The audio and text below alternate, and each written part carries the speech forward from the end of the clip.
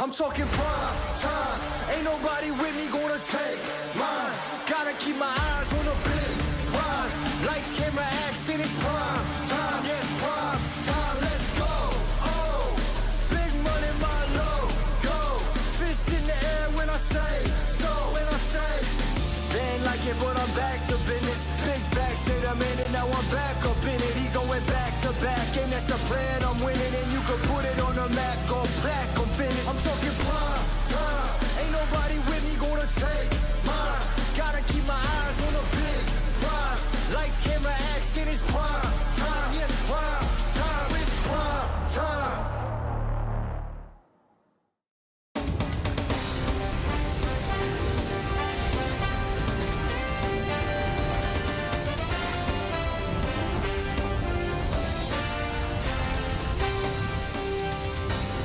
The Yankees look to send more souvenirs in the seats tonight in hopes of boosting the team back into that win column. It is Game 2 between the New York Yankees and the Arizona Diamondbacks from Yankee Stadium on a chilly Wednesday evening in the Bronx.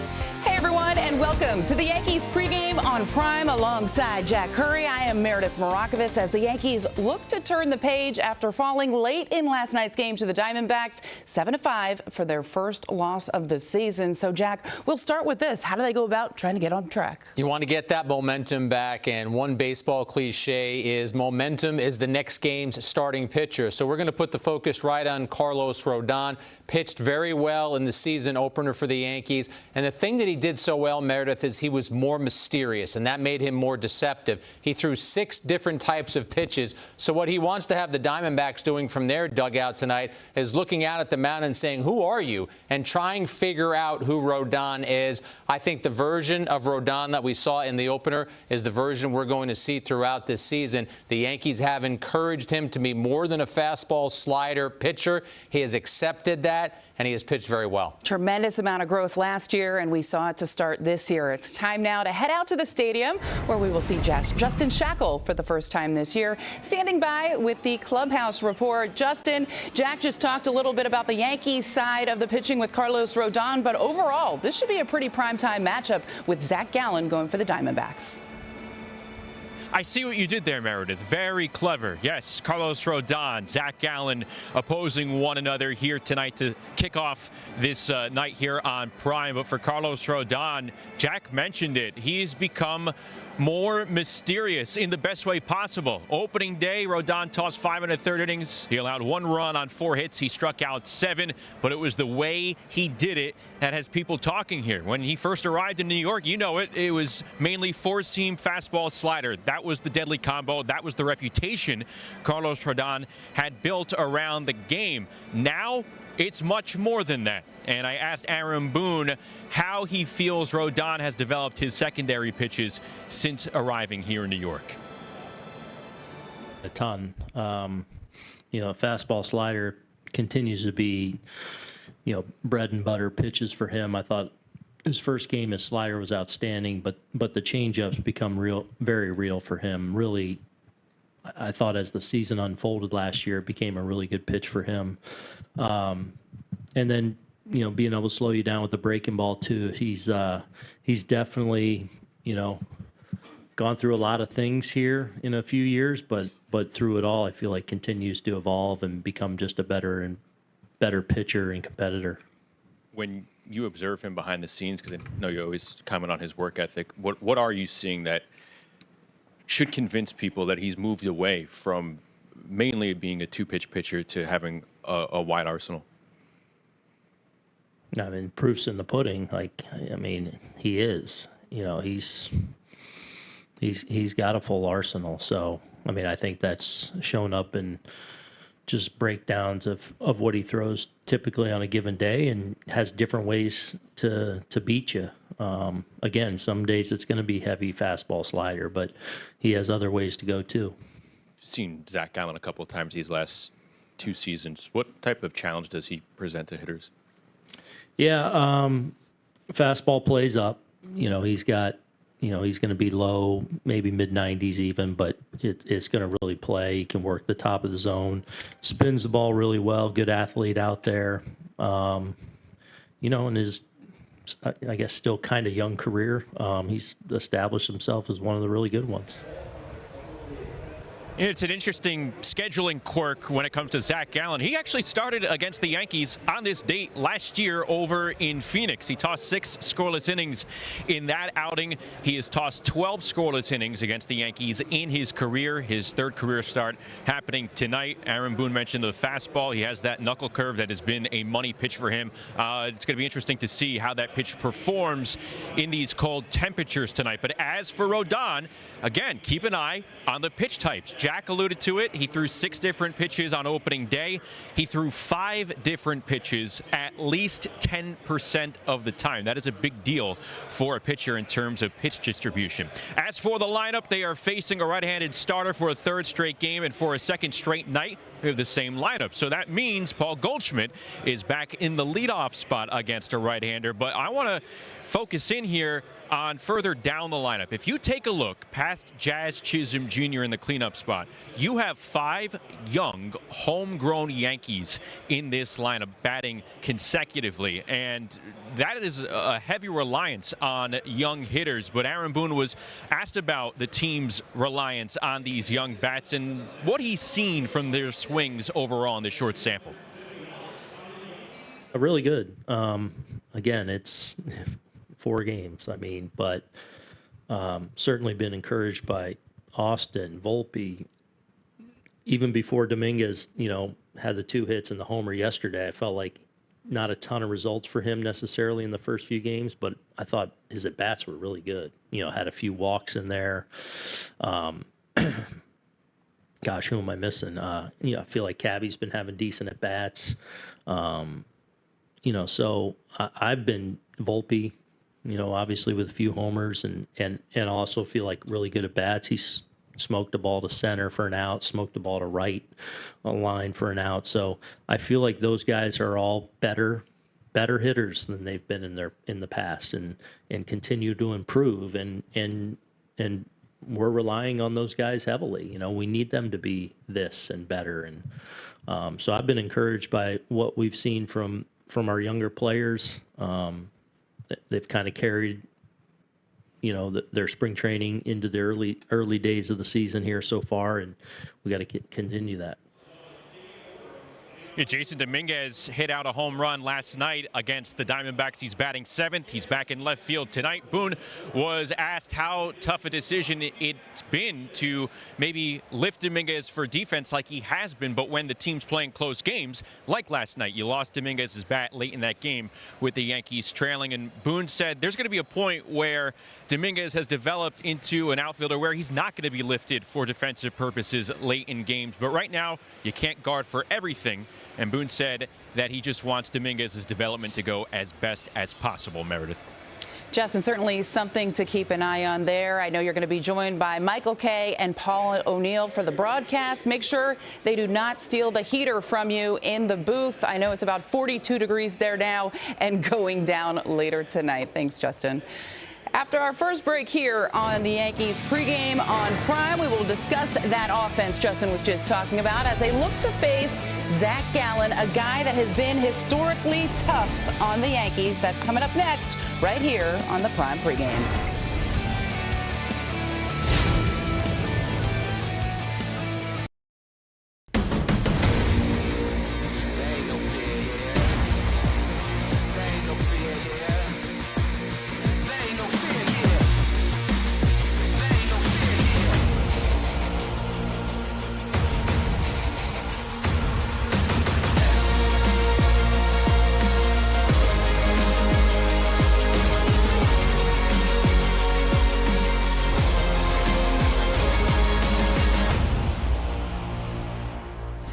Welcome back to the pregame on Prime. Here's a look at the Yankees lineup for this evening. As you already heard Justin tell you, Paul Goldschmidt remaining in that leadoff spot. Aaron Judge batting 3rd. He's had a great start to the year. Anthony Volpe in there batting behind Jazz Chisholm Jr. And, of course, Ben Rice remains in there DHing. You mentioned some of the young guys. I look at Anthony Volpe in the start. He's been able to get off to a little power early, Jack. He crushed a Corbin Burns cutter the other day. 3 home runs total so far on the year. year for Anthony Volpe. Yeah, I think we go back to the postseason too, Meredith, and I thought that Anthony Volpe looked so comfortable in the postseason, and one of the changes or the adjustments that he made, he was simply swinging the bat harder, and the metrics tell you that early in the season, it's only been 4 games, he's doing that again. He's actually the first shortstop in Yankee history to have 3 home runs in his first 4 games. But I think the evolution of a young hitter, we're watching a guy who's learning every time he's out there. There's that homer off Burns that you referenced. Yes, he did hit it with a torpedo bat. He's one of the players using that bat. More wood in the barrel of the bat where you can make contact. Anthony's made contact for 3 hits, Meredith. They've all been 3 home runs. But as you heard Boone say in his press conference, there have been some bullets that have been hit for outs. So he's looking to continue to do damage. Jack, the Yankees don't care what kind of bats they're using as long as they get those types of results. Now, keeping it with young guys, a gentleman who has been making the most of his opportunity is Ben Rice, 5 for 10 to start the year. Yeah, I go back to that at-bat that Rice had last night. In the 9th inning, it's a game where the Yankees are trying to mount a comeback, but left on left against Puck, a guy who's throwing in the high 90s, for Rice to be able to take Puck deep, that is something that not only helped the Yankees last night, put one more run on the board, but Meredith, I think that it's something that can help Rice throughout the season. Puck had allowed 1 home run to left-handed batters last season, so that shows you how difficult an at-bat he is for a lefty. Where's the offense going to come without Giancarlo Stanton? He's on the injured list. Well, Rice has filled in very capably as a DH. And that offense as a whole, managing 18 home runs so far to start the season. Jack, let's take a little deeper dive into who they are going to face tonight for the Diamondbacks in Zach Gallen. Here's a look at his pitch arsenal. Primarily 4-seamer, establishing that early, but it's really, Jack, that knuckle curve that seems to give batters a problem. 148 batting average against. Yeah, he wants to be able to get to that pitch. He has a ton of confidence in that pitch. I thought Justin raised a good point on a night in the Bronx where it's in the 40s and it's windy. What will Gallen do in terms of that pitch? I actually don't think that the cold weather is going to impact him. You see the numbers that he has had against the Yankees in his career, and he's also done a really good job at some specific Yankee hitters. Bellinger, 1 for 20 against him, and Jazz Chisholm. They were actually traded for each other, the 2 of these players, a Miami-Arizona trade in 2019. He's 0 for 12 against Gallen. So you're saying they're due. In the words of David Cone, Joan Cone would say they're due. The Yankees are hoping that they're due because those are 2 really good hitters to have those kinds of numbers. So, yes, I love the Joan Cone reference. Anytime we could squeeze that in there, let's do it. Have to. In 2 starts, 12 innings pitched, the Yankees have not managed a run against Zach Gallen. We're going to take a quick step aside here on the pregame on Prime. We will talk about the Yankees starter, Carlos Rodon, when we get back. He looked good his first time out of the 2025 season. Can he keep it up tonight? Jack will let us know when we return.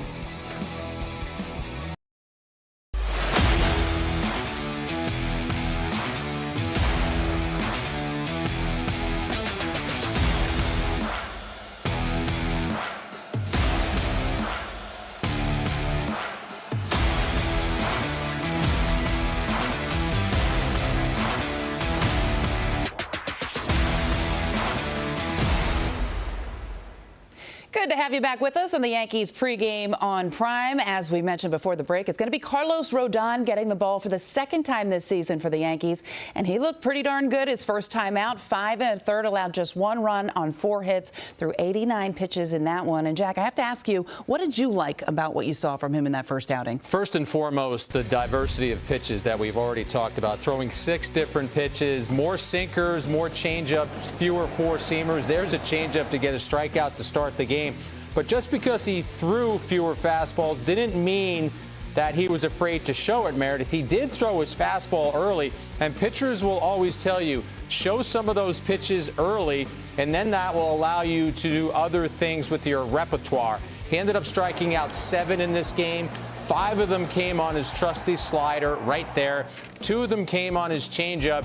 And he spoke to you and other members of the media at Yankee Stadium after the game and talked about how much he just followed Austin Wells' lead. So the willingness to have this game plan and to be someone who can be a more diverse pitcher, I think that is going to help Rodon and the Yankees so much this year.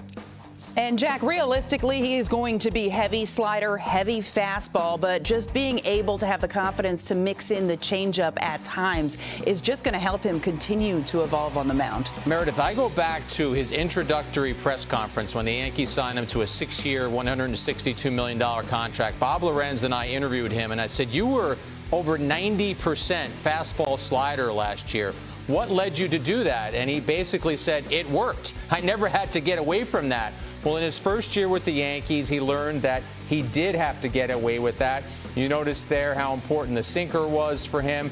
And I think this version of Rodon just is a more pitching version. It's a guy who's going out there with more weapons. And when you have more weapons, you're tougher to hit. Seems like it's all about that pitch mix. He also talked a lot about working on the mental side of his game, trying to remain calm on the mound, crediting Andy Pettitte for helping him a lot with that. Let's dive into the Yankees bullpen. Yesterday, they struggled obviously late in the game, Mark Leiter Jr. And what do you expect for tonight? Well, Luke Weaver, who did not appear in last night's game because I believe Aaron Boone was saving him for the 9th inning, I think you got to get him in a game. Look at those days off, Meredith. He has had 5 days off. But that would be at the end of the game because Devin Williams is still away from the team on paternity leave.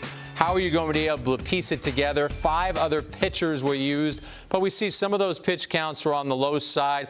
And even someone like Mark Leiter Jr., who had a heavier workload, talking to him in spring training, he said, I don't even look at pitch counts. He said, I'm always available. I want the manager to always be able to call on me. But do you know what would make life a lot simpler for the Yankees? Carlos Rodon pitching deeper in this game. Deep into the game certainly would help. Well, let's take a look at the Diamondbacks lineup for tonight. And, Jack, a lot of guys in this lineup can do damage. One highlighted right there did the damage last night and really has to start the season in Suarez. How does Rodon go about trying to attack him and not allow him to hurt the Yankees tonight? You'd love to be able to face him with no runners on base. Suarez, a very smart hitter. We saw that against Leiter Jr. last night.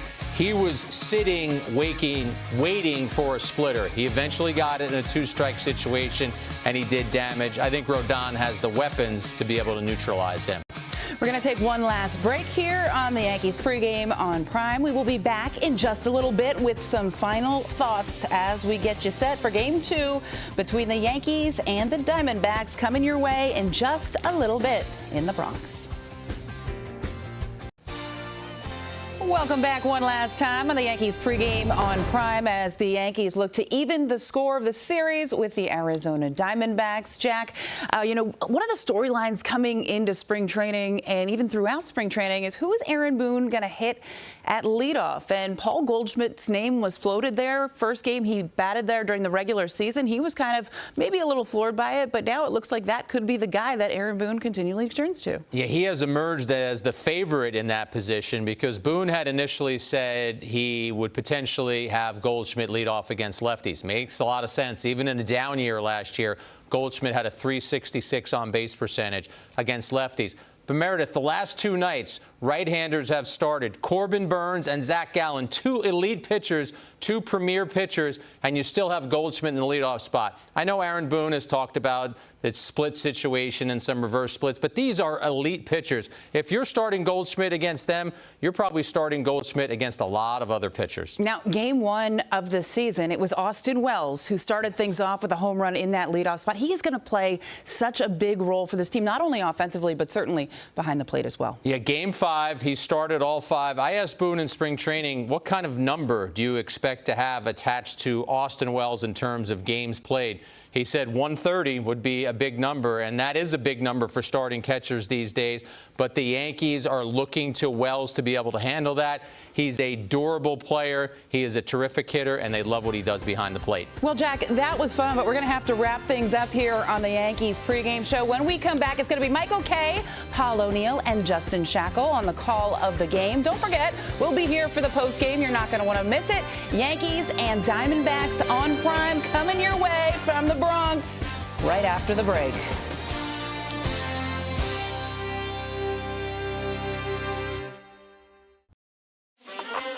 The Yankees started the 2025 season with a bang. See ya! Back to back to back. The opening series in the Bronx saw a barrage of power and a sweep of the Brewers. The balls just keep flying out in the Bronx.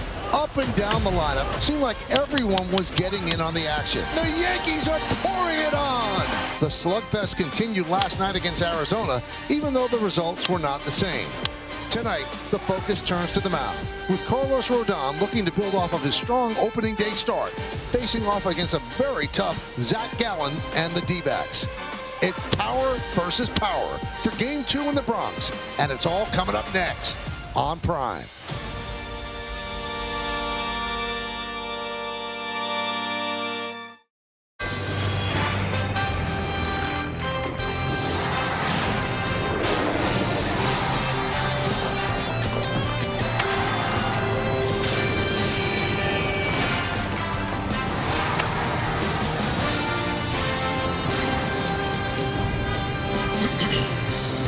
It is a cool, chilly, no, it's not. It's cold. It is a cold night here in New York City, and it is time for baseball as Prime presents New York Yankees baseball. And tonight, it's the Diamondbacks against the defending American League champion New York Yankees in Game 2 of a 3-game set from Yankee Stadium in the Bronx, New York.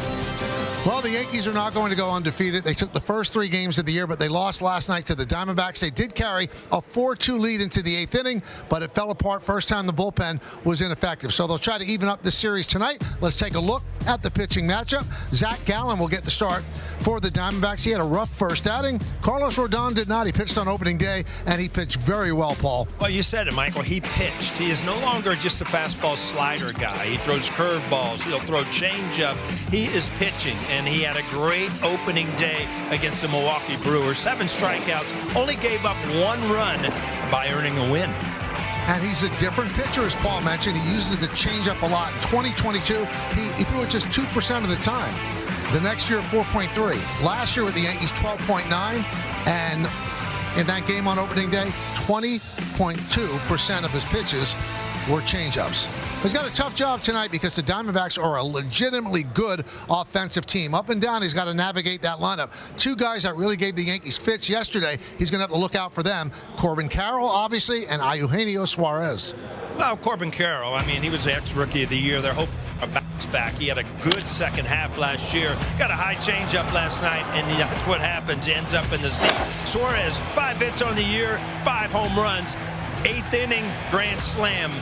He finally put the Yankees away in the 8th. Well, 18 home runs for Carroll since the All-Star break. That's 5th best in the National League. And Suarez, 5 home runs first 5 games this season. 2nd player in franchise history to do it. The other one, Luis Gonzalez. He did it in the 2001 season, and that's the year the Diamondbacks won the World Series. So some heavy lifting for Carlos Rodon. We're getting closer to first pitch. We'll hear from Justin Shackle when we return right here on Prime.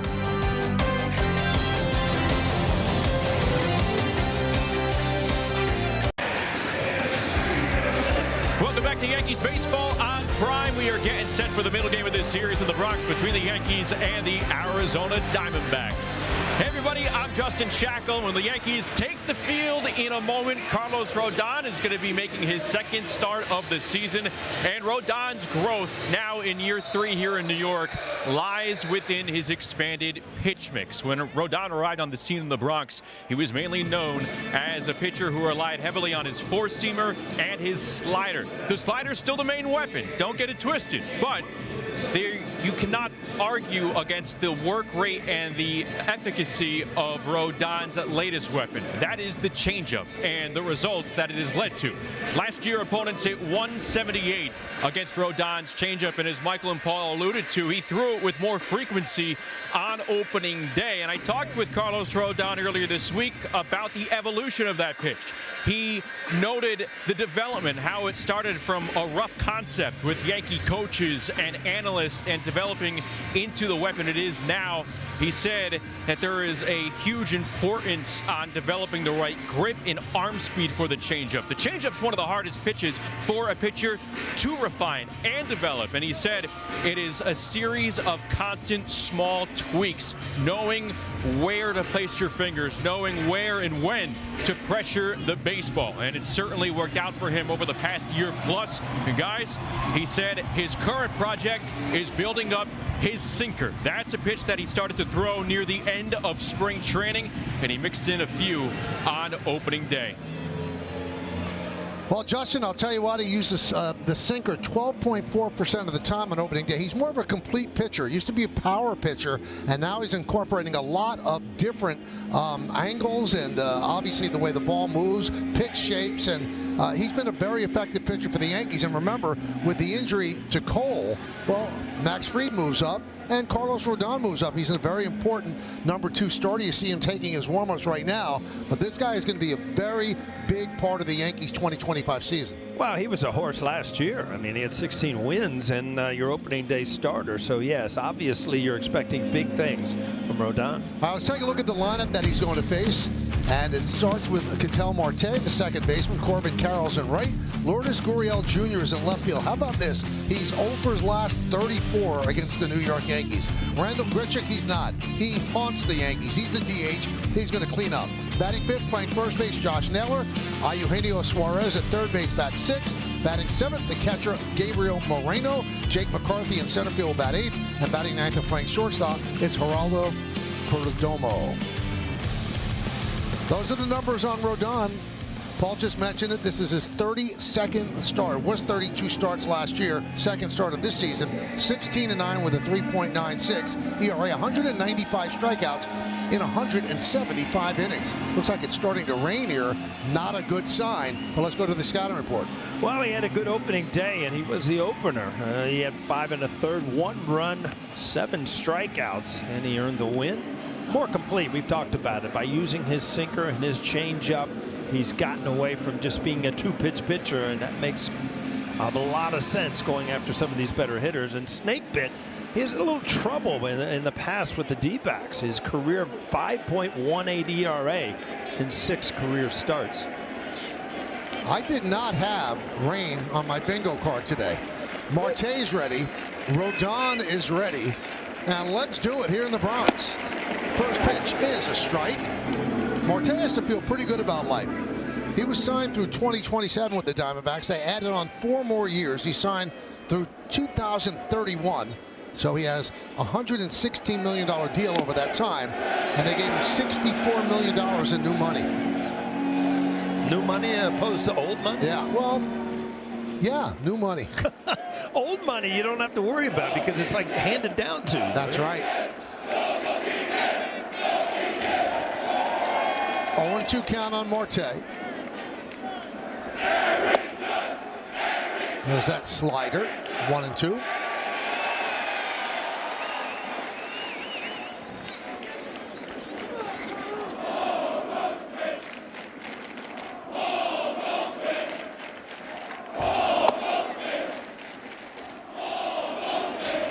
Paul, some immediate toughness out of Carlos Rodon to go on the mound today without sleeves. You've got a tough aspect to you. Yeah, some pitchers don't like sleeves. Some pitchers, I mean, you remember a lot of guys go out there when it's 100 degrees with sleeves on. So it's all just what you feel.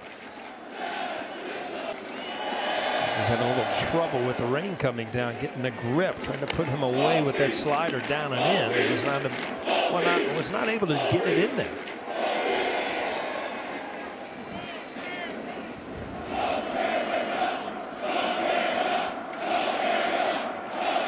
And the 3-2.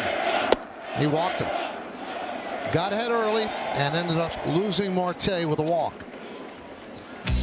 Check out the Yankee defense. Dominguez in left, Bellinger in center, and Aaron Judge over in right. Infield, Cabrera, Volpe, Chisholm, and Goldschmidt. That's third to first. Walls behind the plate. He's caught every game so far this year. Ben Rice, the DH. Home run yesterday. Told you Carlos Rodon's on the mound. Here is Corbin Carroll. Carroll, the only hit against Will Warren last night. It was a 2-run home run. But Warren gave the Yankees 5 innings of 1-hit baseball. Yeah, it was one of the positive notes last night, Michael. I mean, Warren did a good job. Had a couple of times where he really had to bear down and make good pitches. And he did. Cabrera backs up to make the play to retire Carroll. All right, Paul, it's time for the keys to the game. Tell us what we should know. Well, top 4. Last night, the D-backs starters shut down Goldie, Bellinger, Judge, and Jazz. They were 0 for 15 with 9 strikeouts. So the top of the order didn't do the job last night, but the young guns did. Dominguez, Volpe, and Rice all homered last night, all off to pretty good starts, and one pitch away. We were one pitch away from winning that game last night. The bullpen has been so good with the big grand slam, beat them late. See if they bounce back tonight. A strike to Gurriel. We told you Gurriel against the Yankees is 0 for his last 34. 4 for 20 in the young going here in the season. 1 home run, 3 runs batted in. Andy Fletcher is a home plate umpire. Is considered hitter friendly. Calls fewer high strikes, fewer inside strikes. Andy's been around a while. He's the crew chief. 27th big league season. Rob Drake at first. Jansen Visconti at second. Malachi Moore is over at third.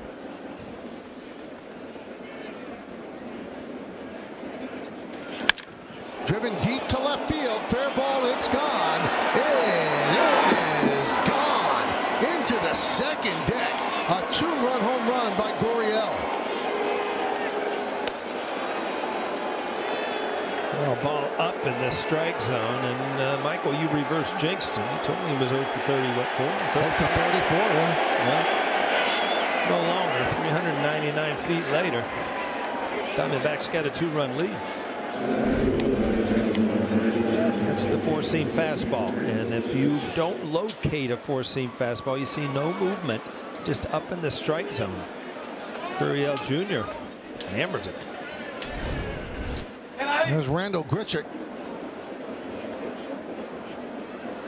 Had a pinch hit double in that 8th inning yesterday.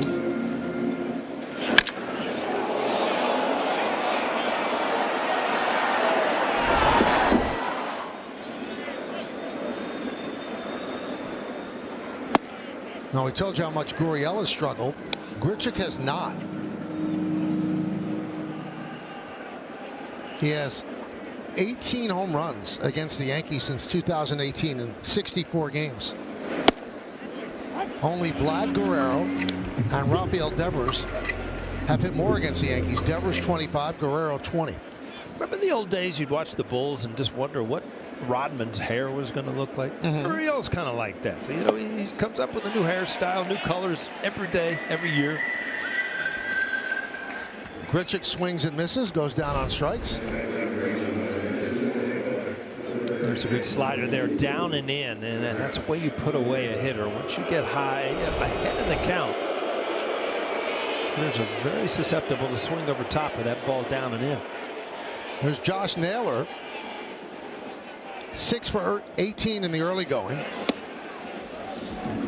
Naylor was out here early today working on flipping the ball to first base with the pitcher covering. He had a massive error last night that allowed the Yankees to score 2 unearned runs and take a 4-2 lead.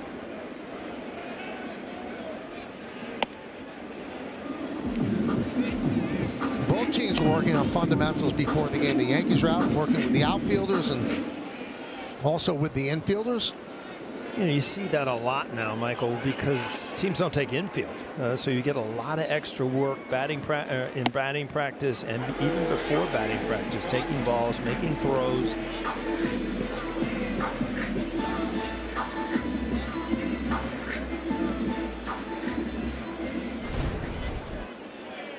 Well, obviously didn't like the pitch call. Well, kind of running back in a little bit, but looked like a good pitch.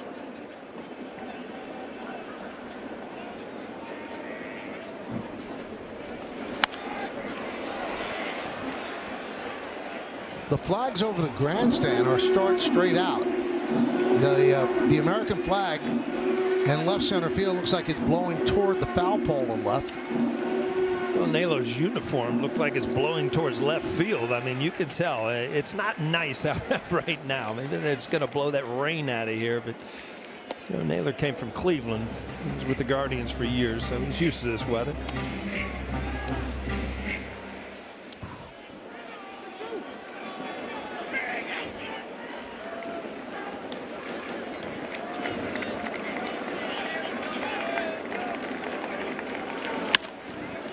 Popped up, left center.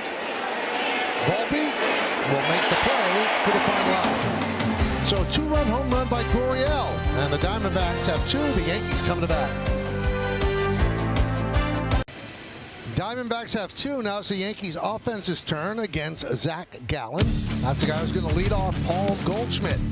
Center fielder Cody Bellinger bat second, Aaron Judge in right. Jazz Chisholm Jr., who struck out 4 times last night. He's at second base cleaning up. Anthony Volpe, the shortstop. Austin Wells will catch. 7th batter is Jason Dominguez. He'll play left. Ben Rice, the DH, hits 8th and batting 9th. And playing third base, it's Oswaldo Cabrera. And they will face Zach Gallen. You see what he did last year in 28 starts, 14-6, with a 3.65 ERA, more strikeouts than innings pitched. Take the walk up to the plate with Paul Goldschmidt, the veteran first baseman. Let's take a look at the scouting report on Gallen. Well, he leads the majors since 2023. His 31 wins leads all major league pitchers. He's been really, really good. His knuckle curve, that is his dominant pitch. Last year's hitters only hit 148 against it. And past success, well, he's pitched 2 good games against the Yankees. 2 career starts against the Yankees. Both of them have been 6 innings shutout baseball, and he's 2-0.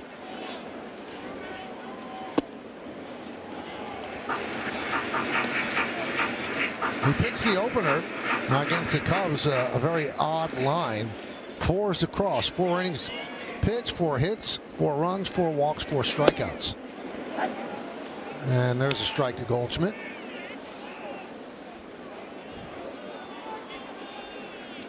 Goldschmidt has settled in to that leadoff spot. In all likelihood, he's played all 5 games. He probably gets tomorrow off.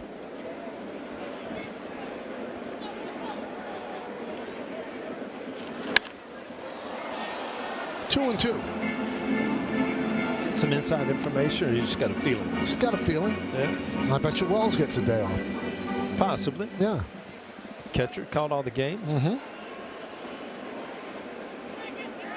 2-2.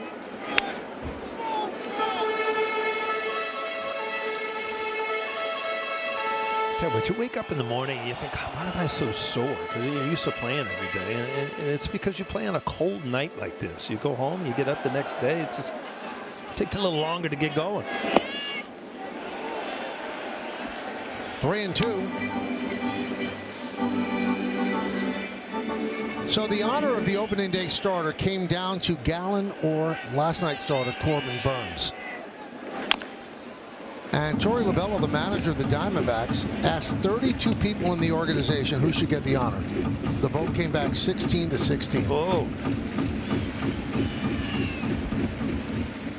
Wow. Split decision. High fly ball, deep center. McCarthy drifts back, and he'll make the play. Well, if this was Saturday, that might have gone out, but it is a cold night. The ball is not carrying as well. Let's take a look at the Diamondbacks defense. Gurriel in left, McCarthy in center, Carroll over in right. Infield will go third to first. Suarez, Perdomo, Marte, and Naylor. Moreno behind the plate. Grichuk, the DH. Gallen on the mound. Bellinger takes up and in.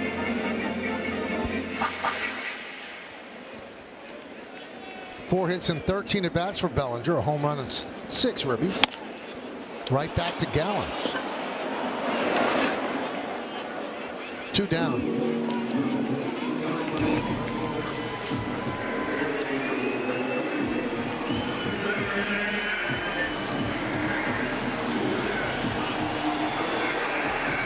Here's Aaron Judge. 6 hits and 15 at bats. 4 of the 6 hits home runs. He has 11 runs batted in. Also sitting at 499 extra base hits for his career.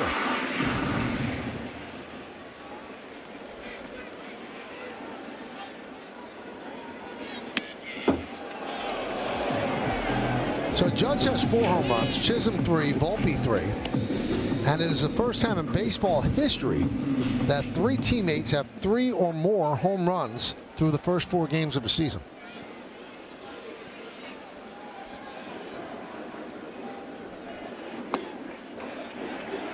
And the Yankees as a team have 18 home runs in those 4 games, and that's a major league record through 4. Get this, though. 18 is also a major league record through 5 and through 6. Yeah, that amazed me when I read that today. 2-2.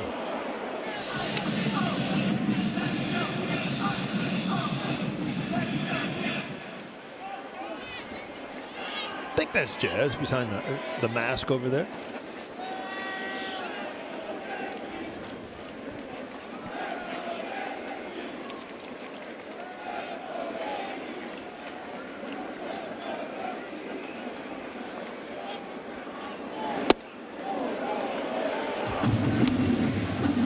No, we told you about Goldschmidt's fly ball that on a warmer night it might have gone out. It was 105 off the bat, 30-degree launch angle. Usually those balls have an 870 batting average, and 84% are home runs. Judge tries to hold up. He goes around, according to Rob Drake, and the Yankees go down in order. 1, 2, 3. Well, suit up the season at MLBShop.com. Check out the largest selection of authentic jerseys, caps, hoodies, T-shirts, and more. Visit MLBShop.com, the official source for your Yankees gear. We go to the second inning. Suarez will lead off. Had the big hit in yesterday's game. The grand slam off of Mark Leiter Jr., just clearing the leap of Cody Bellinger in left field.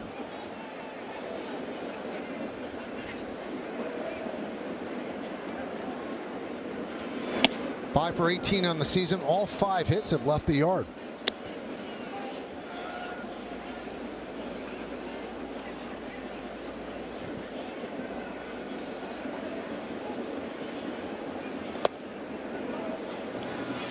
He has stumbled off the mound a couple of times so far. Keeps looking down at the mound. Home run leaders in the majors this season. Just got to look. I don't know if the mound is slippery because of the rain, but maybe he doesn't have a good landing spot yet. Suarez works a 4-pitch walk. You see every once in a while a pitcher kind of hit that clay and slip up. Well, yeah, you see it's kind of spinning there. It's not really anything to push off.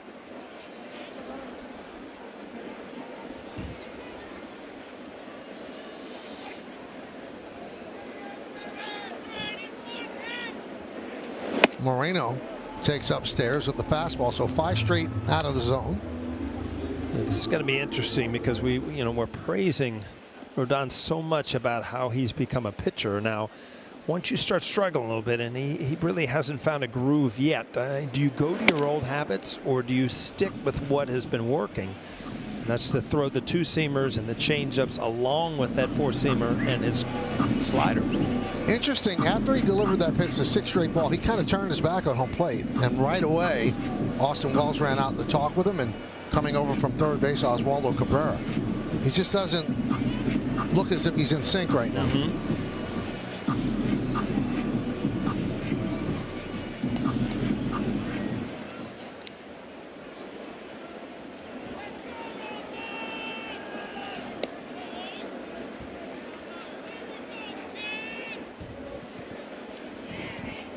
So 2-0 on Moreno. Suarez is at first, held there by Goldschmidt.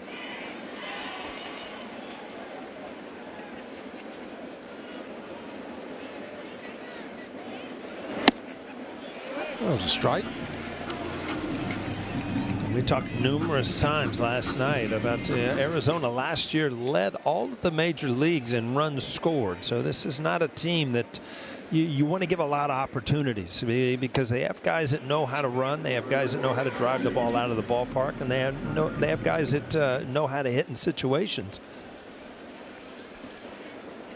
That 4-seam fastball was just 91 miles an hour. That's a little light for Rodon. That was 92 and fouled away. He almost looked like he looked at the scoreboard there and was kind of shaking his head like, what's wrong? And we've seen him up, 95, 96 when he really pumped up for a game. Timeout called by Moreno.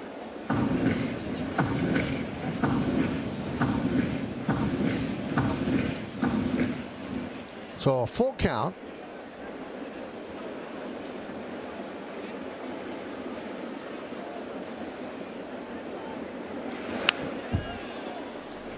.93 fouled back. He's going to keep throwing the fastball until he gets it where he wants. Huh? He's going 91, 92, 93. The next one should be 94 at least, right? That's the progression.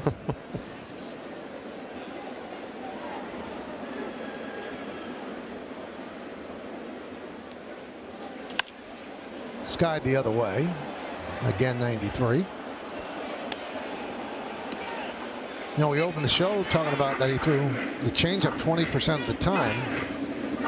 With all the fastballs, this would be a good time, but does he feel confident enough to throw it on 3-2? Yeah, you also wonder, you know, if that's the scouting report on Milwaukee, because they threw a lot of off-speed pitches last night, and you just wonder if that's the scouting report on the D-backs too. Ball off his glove, not able to come up with it.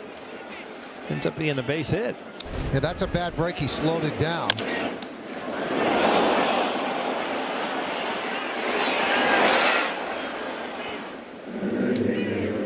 Just kind of a reaction, nothing you could do, but the ball did not stay in the glove. And you're right, Michael, it didn't get to Jazz quick enough where he had to play.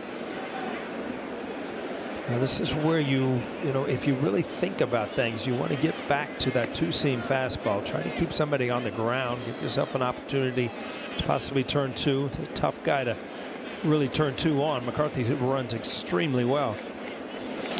Tries to bunt, bunts through it, actually fouls the ball off into the glove of Wells.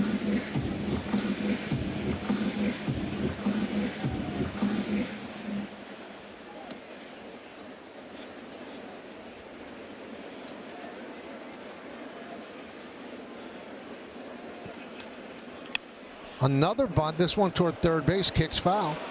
Yeah, it hit the crease of the grass there. That was a good bunt. He's got a bad break there, but you know, Arizona will bunt. They move people on over. I mean, they actually have a few guys in their lineup that will. Perdomo leads all of the major leagues. He's got 34 sacrifice bunts since 2022. That's more than most teams have, huh? Yeah, it's not a big part of the game anymore. You see the pitch breakdown against Milwaukee. So through the four-seamer, 25.8%. Changeup, sinkers, curves, and cutters. The four-seamers, that was the lowest he's had for a long time.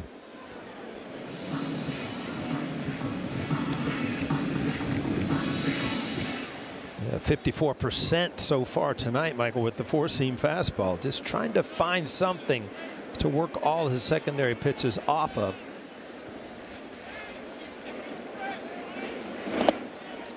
That's the pitch right there, and he continue. You're right, Michael, looking at the mound, and then that's the pitch. I mean, that's one of his bread and butters right there, is the slider.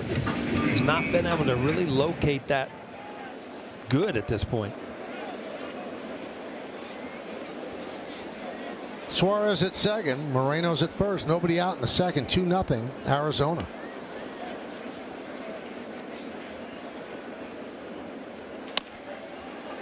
Can't turn two on this guy, but they'll get him at first. Runners move up.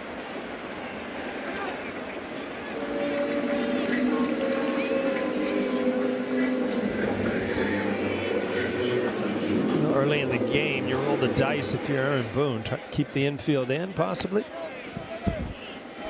It's a gamble with second and third, because if the ball squeezes through, it's 2 runs. Looks like they are going to go halfway. They'll be in at the corners. Halfway at short and second.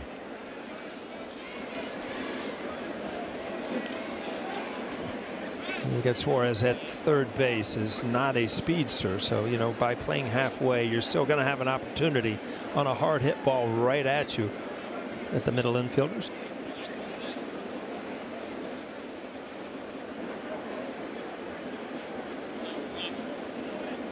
We got PitchCom technical difficulties here.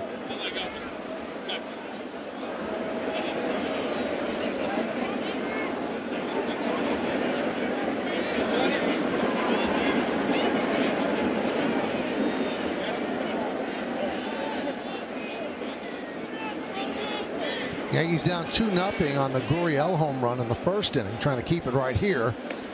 Diamondbacks second and third, one man out.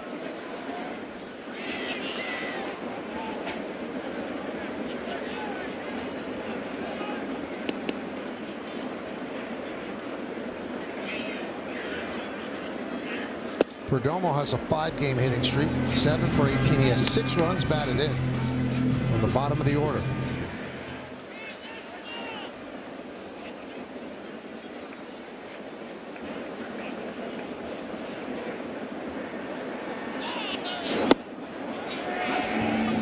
One and one.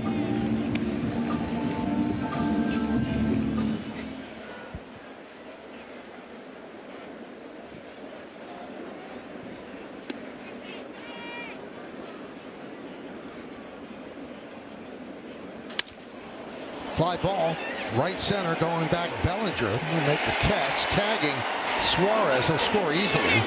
Throw comes into Jazz, staying put is Moreno, and a sac fly gives the Diamondbacks a 3-0 lead.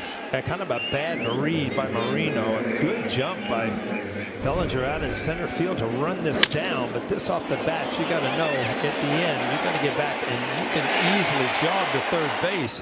Very surprised.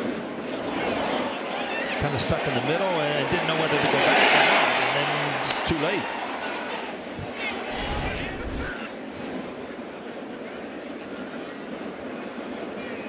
Now runner at second, 2 outs. Here's Marte. Grounded up the middle and through for a base hit. Moreno rounds third. He's coming home. He'll score without a throw. An RBI single for Marte, and it's 4-0 Diamondbacks. Yeah, you got to kind of question the pitch right there. And Marte, we talked about it as a much better hitter off lefties. It's a 4-seam fastball right there. You got a base open and you got a lefty on deck and at the plate right now in Carroll. But Marte can really handle the bat from the right side.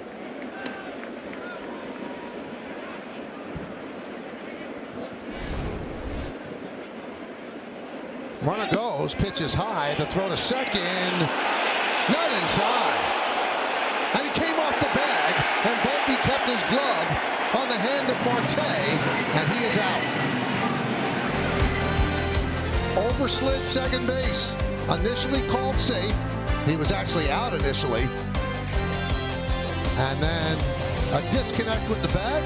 Volpe heads up, keeps his glove for the final out. Well, it's time for Pinstripe Pride, brought to you by Toyota, the official hybrid vehicles of the Yankees. Tonight's picture is of Lorenzo, one of the Yankees' newest fans. How about that? Born into Yankeedom. That hat was not chosen by Lorenzo. It was given to him. Use the hashtag Toyota Pinstripe Pride. Post your picture to social media. Reflect your love for the Yankees. We might spotlight you in a future game. Looked like Lorenzo was just delivered by the stork there in his little basket with baseballs and a Yankee hat on. Absolutely. Chisholm had a rough night last night with the old golden sombrero, 4 strikeouts. That one is looped into left field and ducks in there for a base hit. And he's going to round first, thinks about going to second, but he'll hold up. Well, you see, you're back to the gray bat, and yeah, that's a torpedo bat, Michael, if you're wondering. But last night, you remember, after the 3 strikeouts, he went to the natural wood. Well, he's back to the gray, and I'm sure the second at bat you'll see gray again after a base hit. Boy, that ball way down on the label. Fought it off the other way.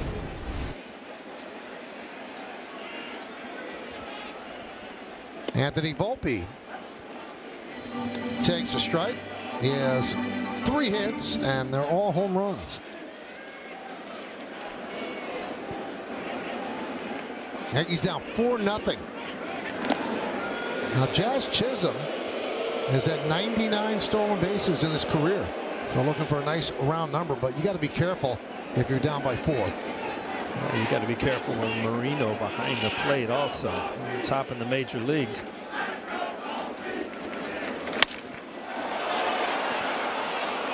Center field, shallow. Oh, what a play by Perdomo. He took a base hit away from Volpe. McCarthy had no chance. and Perdomo ran it down. Well, this ball was up in the air for a while. You thought McCarthy would kind of call him off possibly, but no. Came out of the glove and then back in it. Good concentration. It's just a stab to get leather, and then it, luckily for him, bounces straight up where you can glove it on the rebound. Wells rips one and into right field. Took the helmet off of Jazz Chisholm Jr. Wells going for two. The throw comes to first, and the Yankees have runners on second and third, and one out. Wow, you talk about a good swing and just a rifle down the line.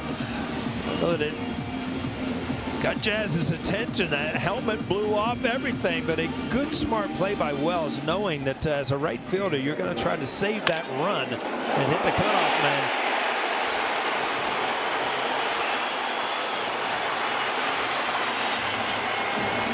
Some people run it, looks really easy, and Jazz is one of them, you know? Here's Dominguez. Infield back. Second and third, one out. Good changeup. You see the reaction. He's actually line drive your talk to kind of freeze, but if you freeze there, you're going to get hit between the eyes.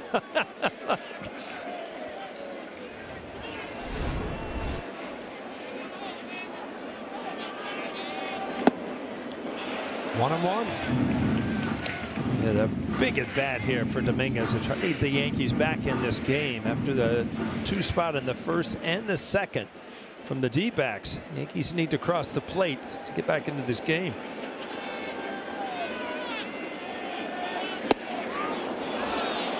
Knuckle curve, 1-2. Dominguez, 2 hits yesterday, including his first home run of the year. Yeah, somehow, some way, you got to figure the Gallon wants to get back to that knuckle curve. That's his strikeout pitch. We talked about that's his dominant pitch. Swing and a miss. Dominguez down on strikes on that pitch.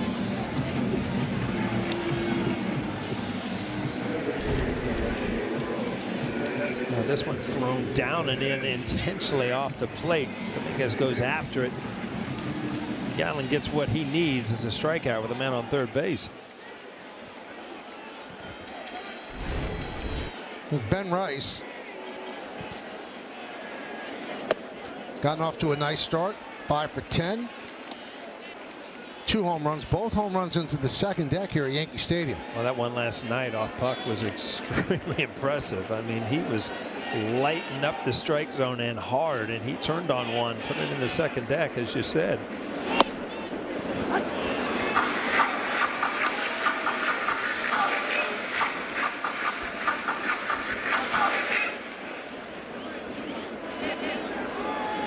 One and one on Rice. Second and third for the Yanks. Now 2 outs. They're down 4-0.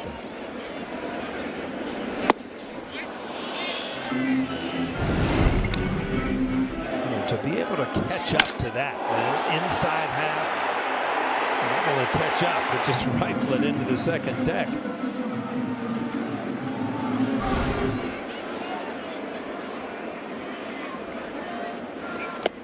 Holds up. Did he? Yes, he did, said Malachi Moore.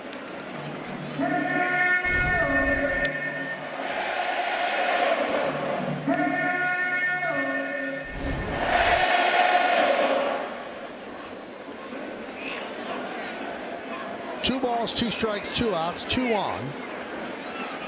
Diamondbacks lead 4-0.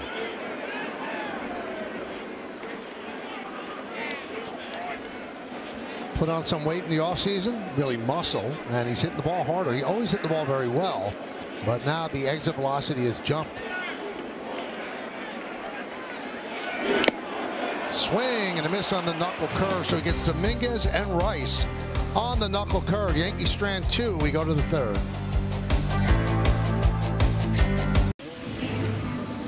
Hey fans, thanks for making the Gotham Sports app a top 5 most downloaded sports app in the nation on the Apple App Store. To stream live Yankee games and more of your favorite New York teams, download and subscribe to the Gotham Sports app and get in now with a special limited time offer. Go to gothamsports.tv to learn more. We go to the third. 2, 3, and 4 in the Diamondbacks order against Rodon. Tell you what, Paul, he probably does not have a good feel on the slider and the change because he is throwing an abundance of fastballs, and it's not a high-octane fastball. And you see, trying to start off with a slider just to get ahead, and there's another one. Again, both of them out of the strike zone. And, you know, I don't know if it's the cold weather or if it's just one of those nights where, you know, it's going to take an inning or two to get, get that feel of where you need to release this ball to throw strikes. Fly ball center field. Bellinger back. Still back. He's on the track, and he makes the play. Covering a lot of ground. Well, that had unusual carry to it, Michael, for a night like this. I mean, Bellinger, you see, kind of hesitated for a while like it was going to be an easy play, but now you look at the wind, and it just kept carrying and carrying, which, you know, kind of surprises you as an outfielder when it's 42 degrees out.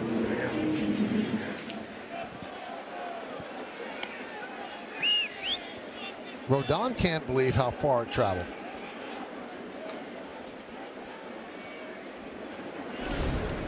Here's Gurriel, 2-run home run in the first inning, into the second deck and left.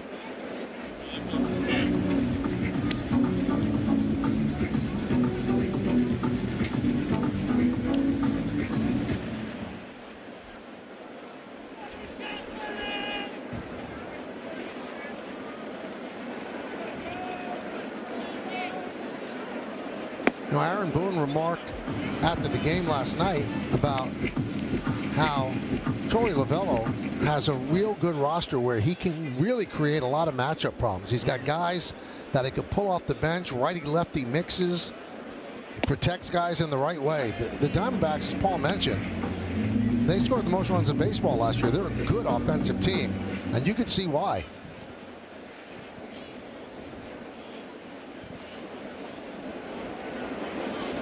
Now, they won 89 games last year, same as the Mets and the Braves. But unfortunately for them, they lost the tiebreaker, so they were the team on the outside looking in for the wild card. And they really had struggles at the beginning of the season.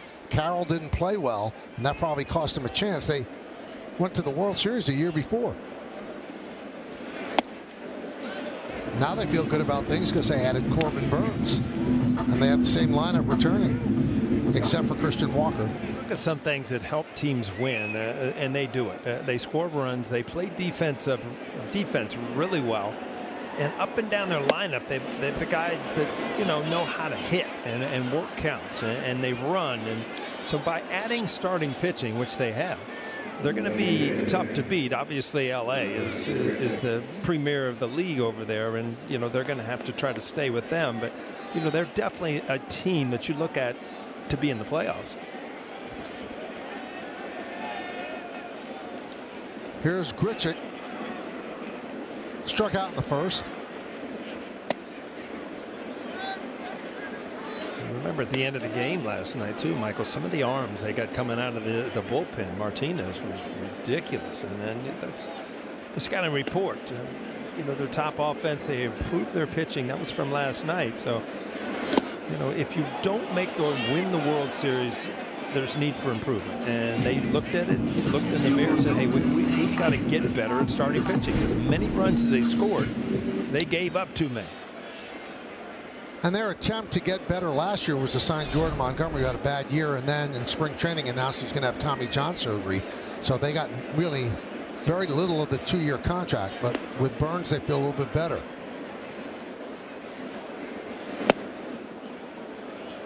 That's the fastball at 95, but it just misses off the outside corner. That's the hardest fastball he's thrown. But a 3-0 count on Grichuk. He's already at 55 pitches, the number on his back. And there's ball 4.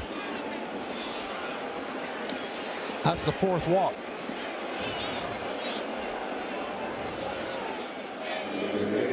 He seemed to be in such command on opening day. It's a little bit different tonight. Yeah, you saw that in the breakdown. 28 balls, 28 strikes. That's not the ratio you want. And it's just, he's kind of searching for a pitch that, he can use an account when he needs a strike. And it just like the slider has not been there strike-wise. The 4-seamer's getting better. But the 2-seamer has not been as big a part as the game on opening day. There's a strike. good two-seamer then, and then you just got to build on every single time you throw it. All right, this is a pitch now that I can count on, and you can get easy outs with a good sinking fastball.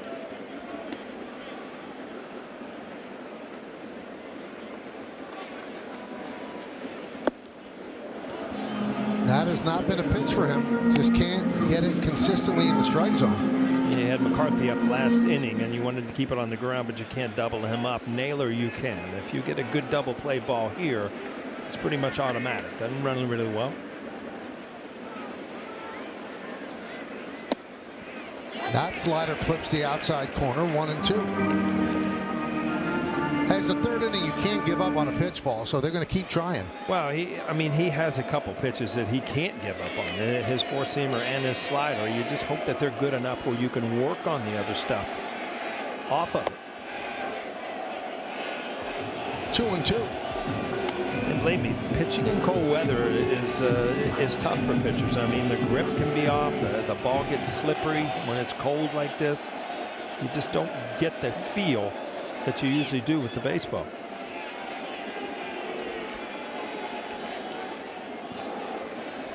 Chasing back Gurriel.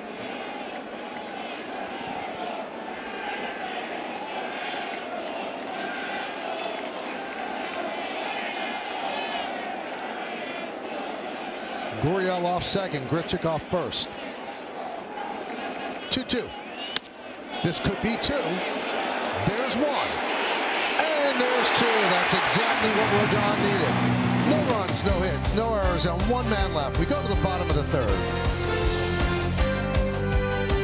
Is coming to Prime with exclusive coverage of more than 60 regular season games, the Cup, play-in, playoff coverage, league pass, and more.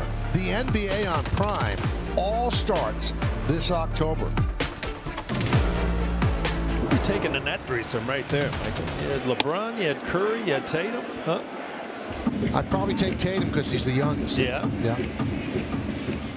But the other two are pretty good. I'd say. Great game for Curry last night.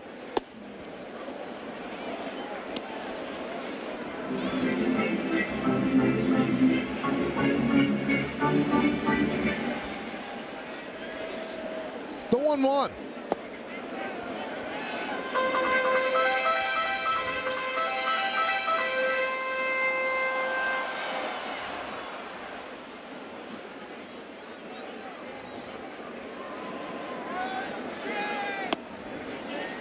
When you played basketball, you had you told me you had an outside shot like Curry.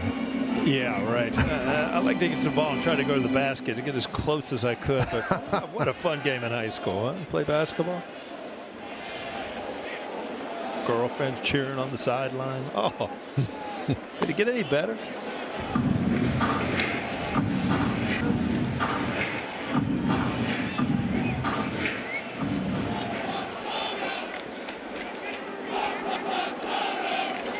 Three-two. Swing and a miss. That's been quite the pitch for Gallen. Three straight Yankees have struck out, all on that knuckle curve.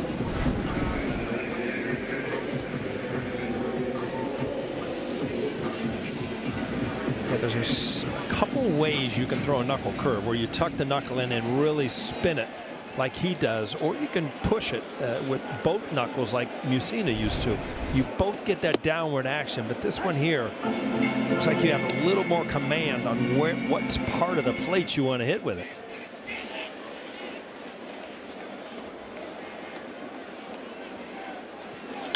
Gallen just 29 years old, 7th big league season.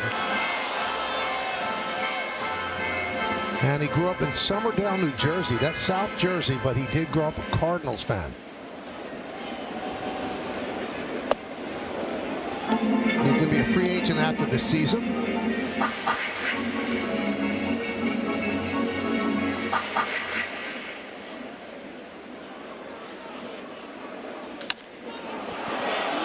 High pop-up, shallow right. Marte makes the play.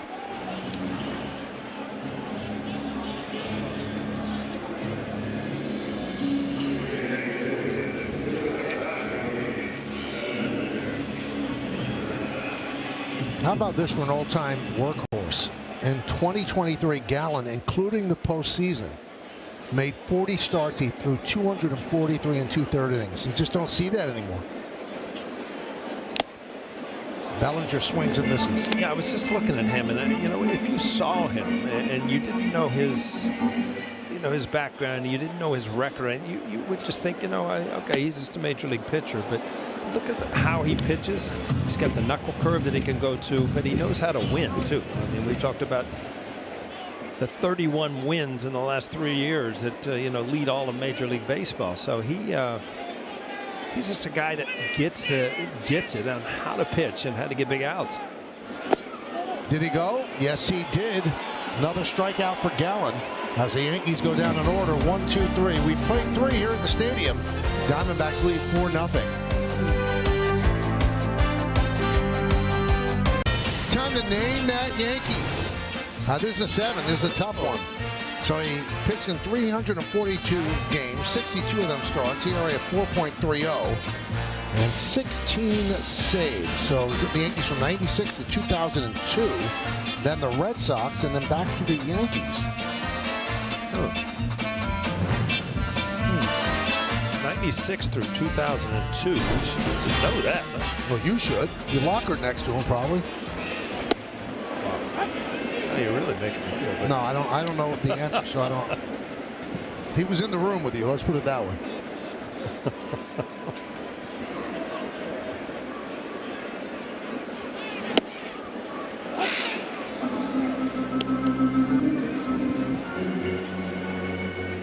The wheels are turning, right? Yeah. If I don't say anything the rest of this inning, I'm just thinking about the name that Yankee. Believe me, I know.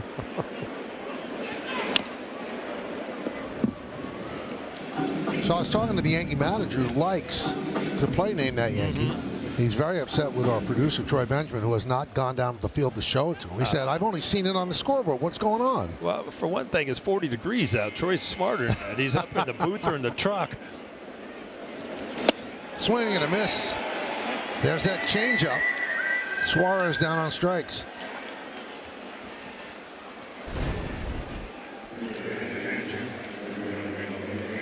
Yeah, that's a good change up there. I mean, you see good arm action. You see the grip there, and you see the seams running away from the hitter. Good movement down and away.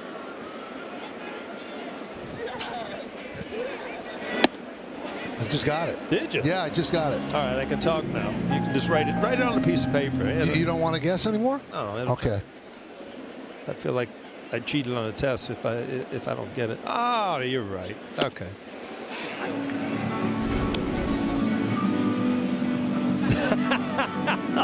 Look at me in the middle like, wow, I just missed something.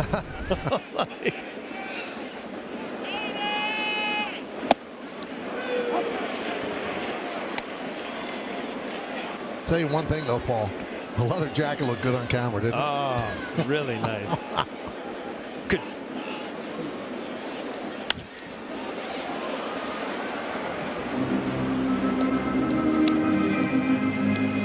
Yeah, we were doing the pregame, and you just sported out. You know, we have fur coats on until the pregame, Yeah. and then you put your coat on, and I thought I was sitting next to Woody Hayes. You had your scarlet and grape jacket on. That's right. You mean the national champion, Ohio State Buckeyes? Yeah, that's the ones I'm talking about.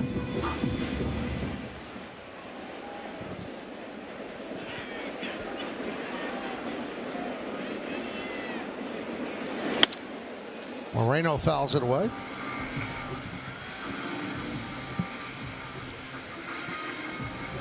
So it's cold tonight. It's supposed to be really pleasant tomorrow, but tonight we'll get the Yankees ready for Detroit because the forecast for Monday, Tuesday, and Wednesday, frigid temperatures in the Motor City. Volpe. Yankees are also intrigued because after tomorrow's game, they fly to Pittsburgh, and they have games on Friday, Saturday, and Sunday. And each and every day in Pittsburgh, there's a lot of rain in the forecast. And that's what interleague play does, though. You're going to have to wait there a long time because there's no time to really make these games up. You don't go back.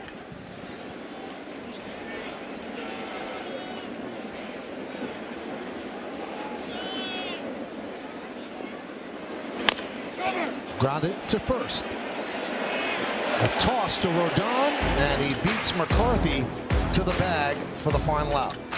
Hey, don't go anywhere. That guy's coming up. He's leading off the 4th inning. Aaron Judge with 4 home runs and 11 runs batted in. Does he have another one in him? Coming up against Gallen next, right here on Prime.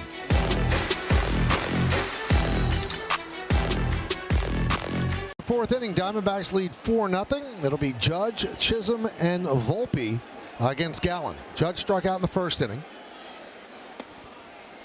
1-0.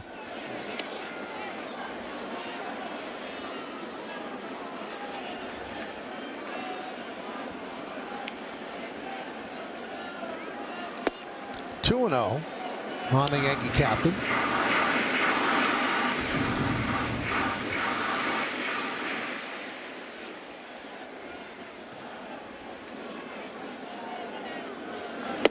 Swings through that 93-mile-an-hour fastball.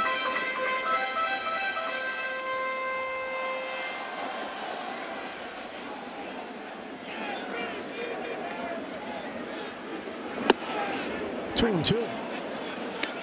That's what Gallen does. I mean, he seldom backs up pitches. Everything's different, and then he sets it up for when he really needs that pitch of his, which is the knuckle curve. But he did challenge Judge with the fastball behind in the count. Then he went to a little breaking ball. He was kind of set up for that knuckle curve.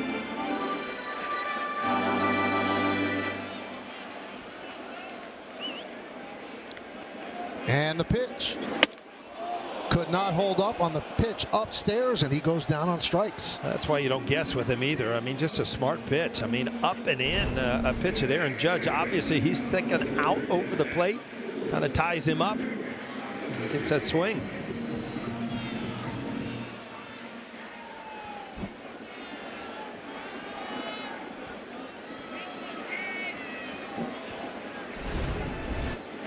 Well, after he dominated against the Brewers, the Diamondbacks have pitched him well. He was 0 for 4 last night. He's 0 for 2 tonight.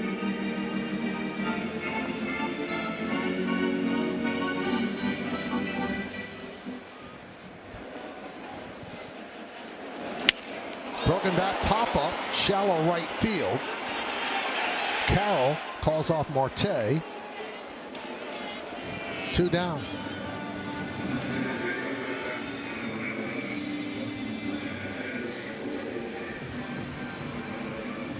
Here's Volpe. Had a base hit taken away on a great play by Perdomo. A blooper into center field. Perdomo, the shortstop, ran it down. Shows bunt. Takes the cutter high. Suarez moved way back. Now he's kind of moved in. It's just a way of showing that you're thinking of it. And also, you know, if you do intend just to try to keep the inning going and put some pitches on Gallen.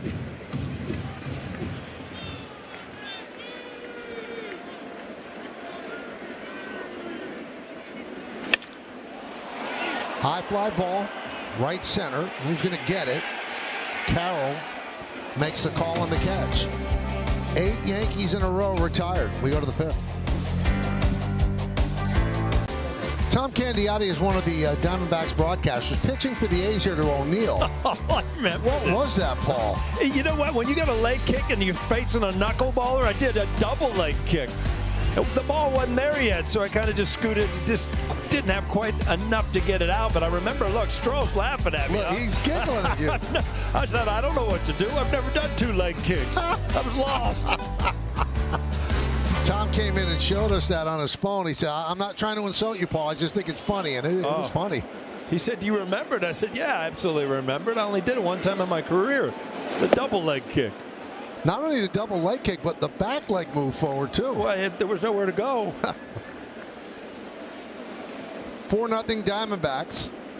1-0 count on Perdomo. Michael, Paul, did you know that Tom Candiotti was in the movie 61? No.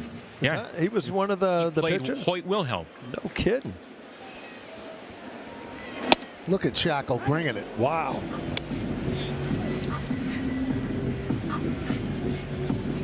Justin, it's nice to see that the cold air, it does nothing to your hair. Your hair is it's double perfect. dose of hairspray tonight. Is that it? Yeah. The flags are whipping, but my hair is not. I'm convinced, like, if we had a pickup game, Yeah. somebody threw a ball, hit his head, he'd be fine. It's like a helmet. That's right. That wouldn't affect him.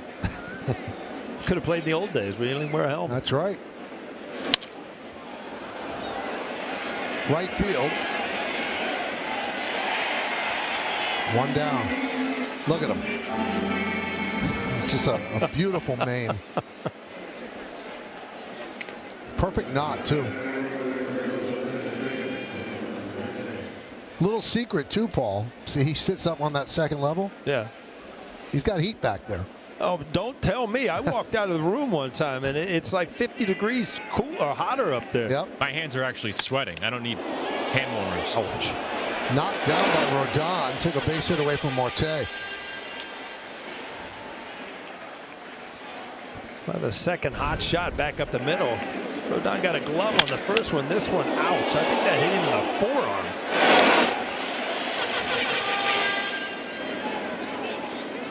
Yeah, it certainly did.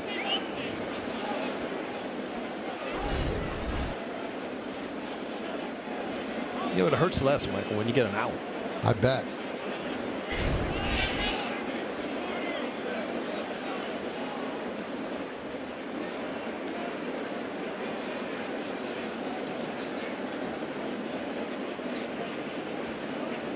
You can't even imagine how much that must sting on a night like this. Believe it or not, when you're playing, you know, obviously you hit a ball off the end of the bat. Things, it hurt more when it's cold. But when you're out there playing, and if you're moving around, I mean, you don't feel the cold nearly as much as, say, like you do right now, up here in the booth.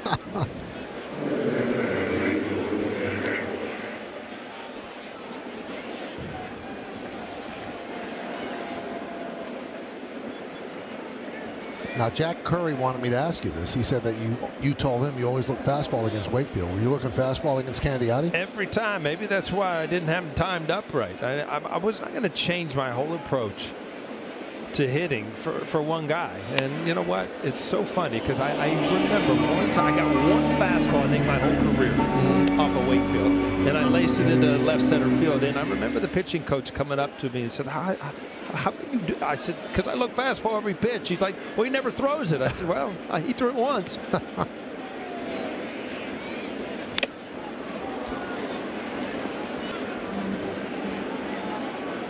That first foul ball from Carroll almost took off Gurriel's head in the on-deck circle. So scary. He's now not on the on-deck circle. He just went to the dugout. Stand there by the cage down in the tunnel. Yeah, he just scrammed. That one hit the mask of Wells.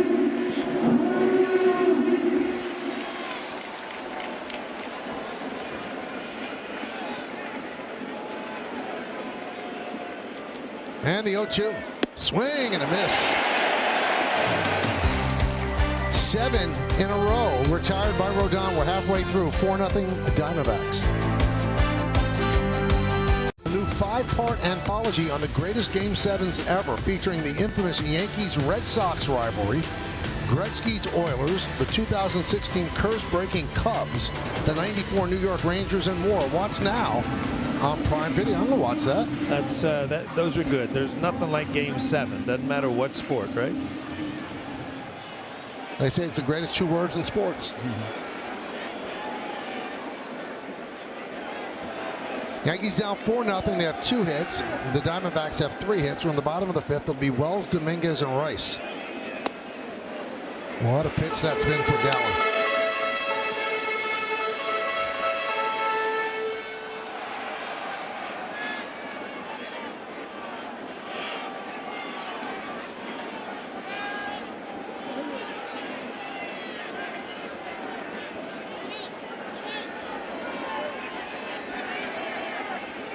Ball gets loose in left center field. I feel like the season's officially underway now, Mike. For Yes, it was like our first Yes Pizza party up here in the booth before. Yep. Huh? Looked like a bunch of seagulls up here. Just as soon as they hit, everybody was flocking around them. Well, you were the first seagull. I didn't take my first pick. Perdomo gets Wells.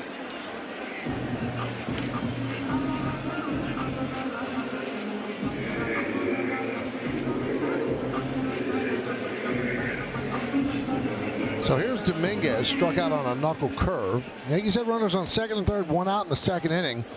Couldn't get a run in as Dominguez and Rice both struck out on the same pitch. Well, Gallen has really bounced back, as you talked about. He kind of struggled opening day. Boy, he's been good tonight.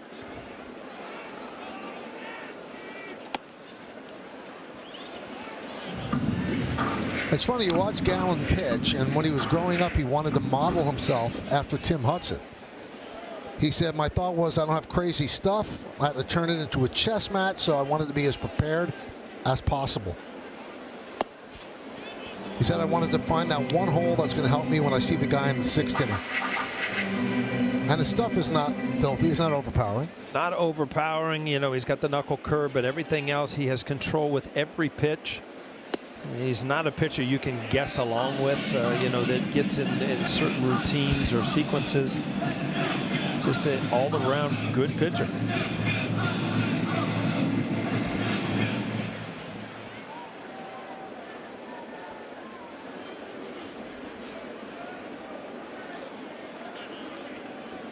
Swing and a miss on that pitch.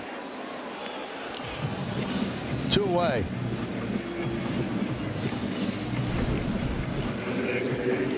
You see that index finger kind of up on the baseball where he can really pull down and get that great break. But he's been able to locate that, especially with 2 strikes, to get it out of the strike zone and get a swing and a miss. There's Rice.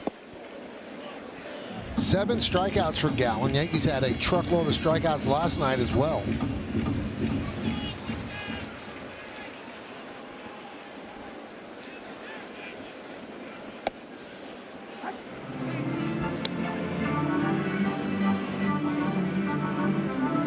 Both career starts that Gallen has had against the Yankees, 6 shutout innings. And of the 7 strikeouts today, 6 have been on the knuckle curve. So now he gets Rice on the changeup to go 1-2. Does he go to the knuckle curve again? Well, it's been working for him. The knuckle curve down and in, out of the strike zone. Lefties are so prone to swing at that pitch. That's exactly what he did. The Yankees not making the adjustment. 8 strikeouts in 5 innings for Zach Gallen. We go to the 6th. 4-0 Diamondbacks. Exit of velocity. This is on the Gurriel home run in the first inning. He was 0 for his last 34 against the Yankees, but then this one, 106.8 miles per hour off the bat, 2-run home run. He leads off the 6th inning and swings over a slider. Rodon seems as if he is righted the ship. He had runners on first and second, 1 out in the 3rd. He got Naylor to hit into a double play. And then the last 2 innings, 1-2-3, 1-2-3. Yoendris Gomez warming for the Yankees.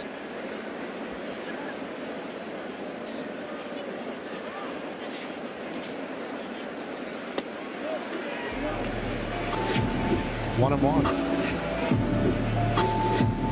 Put some sleeves on. As the game has gone on, it's got a little colder. Maybe from that ball off his forearm, maybe a little compression there. That's exactly what it might be, so it doesn't swell up.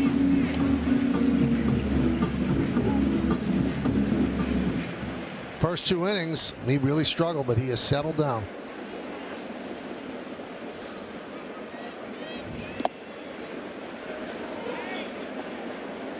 Three and one.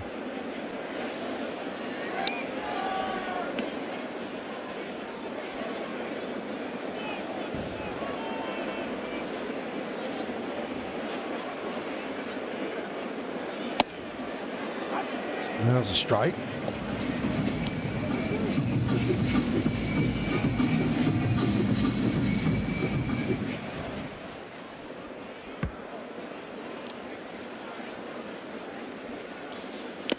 Swing and a miss. Dialed it up to 95.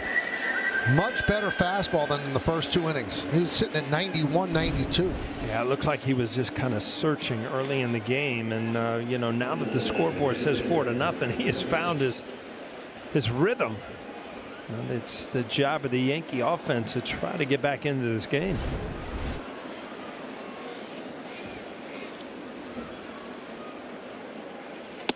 And there's a strike to Grichuk. 0 for 1 with a walk. Yeah, Grichuk had a big pinch hit last night.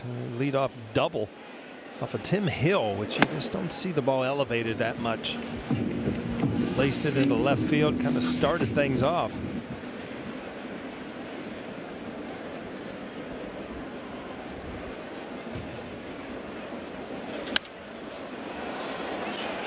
Popped up on the right side. Long run for Judge. Does he have room? Yes, he does.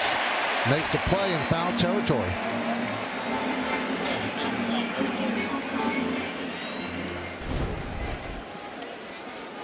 As a right fielder, you know there's not a lot of room over there. It looks like the ball actually came back on him. The wind probably got a hold of it. And Judge making some more friends. That had to be blown back by the wind. You look at the flags there, definitely blown toward left field. That looked like it was in the seats for a while. Aaron Judge got a lot of friends in Manhattan, doesn't he? A lot of friends. Yeah. Everybody wants to be his friend.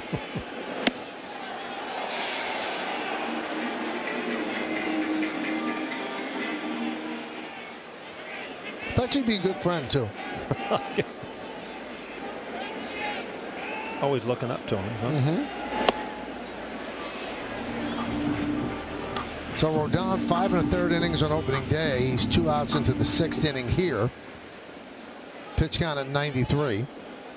Naylor 0 for 2 against Rodon. 2-1.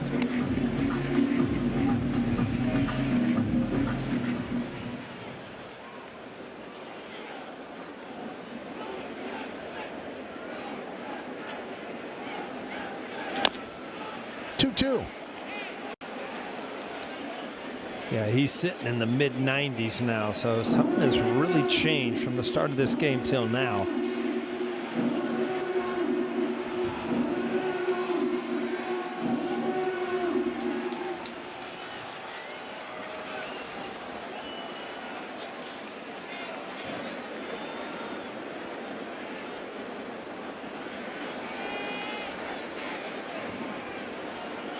Two balls, 2 strikes, 2 outs. Pitch, swing and a miss. Got him on the slider. 10 batters in a row retired by Rodon as we go to the bottom of the 6th. Yankees down by 4.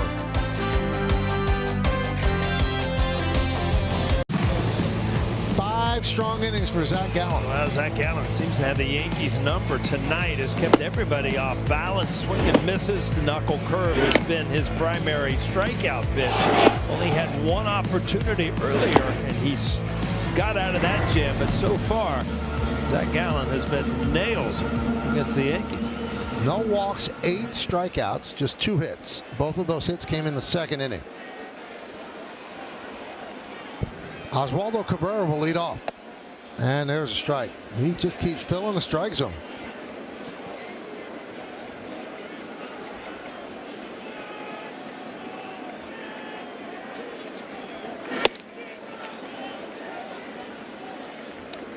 You know how the Diamondbacks got Zach Gallen?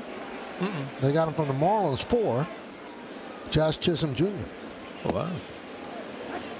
You know, you look at this organization, most franchise organizations, you know, go through growing pains. It takes forever. You remember they brought Buck Showalter in. You know, they started this organization in 1998. Showalter won 100 games.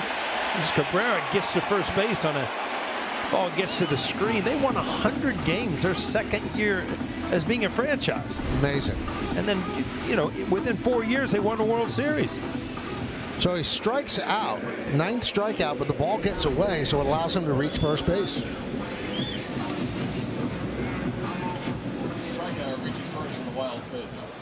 So here's Goldschmidt, runner on first base, nobody out. Strikeout, wild pitch, allowing him to reach, and there's a breaking ball strike to Goldschmidt. Fly ball to center and a pop up to second. Goldschmidt played 8 years with the Diamondbacks. Perennial MVP candidate during those years. Couldn't hold up. Good slider, 0-2. Vast improvement over his start on March 27th against the Cubs. We mentioned 4 innings, 4 hits, 4 runs, 4 walks, 4 strikeouts. Much different picture.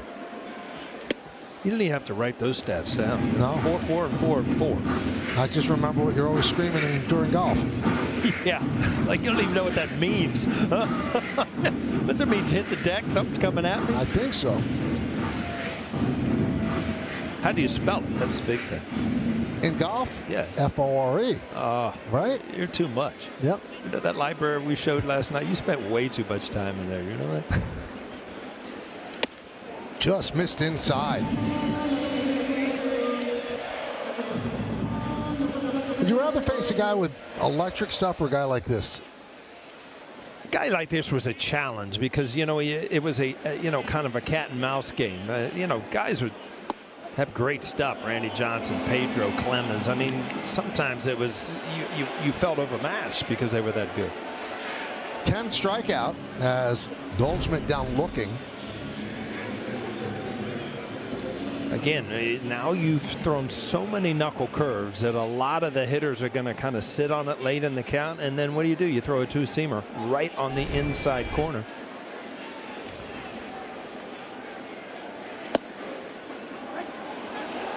Four-seamer on the inside corner, 0-1.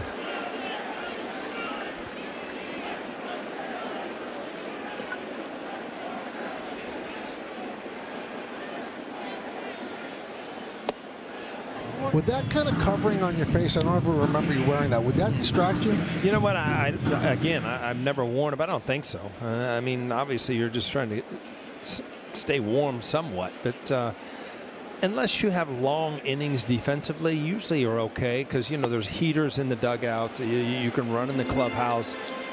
You can always keep your bats down in the tunnel or somewhere where it's running. You can even get a cup of bone broth there. How do you like that? I bet you're really into that. A little bone broth. I guarantee that's not on your list. Pitch shortly. Nice play by Marte. Ball is dropped, but he regains, Perdomo does, to get the force on Cabrera. You're seeing why Arizona is just a good team. I mean, they don't make a lot of mistakes. This ball was just hammered. Marte somehow gets it over to second. It could have been a double play, but again, you make the play, you get the outs. Good pitching, and as we saw last night, big arms in the bullpen late in the game too. So now runner on first base, 2 outs. Here's Judge. 0 for 2, 2 strikeouts. You know, this looks like one of those games in order for the Yankees to get back in. You're not stringing together a lot of hits, so you're going to have to hit a home run at some point just to get on the board. And it's kind of pick your poison. So Gallen has been overpowering without overpowering stuff. We saw how overpowering the back end of the Diamondbacks bullpen is. So you don't like your chances going to the late innings against them. 1-2 on Judge.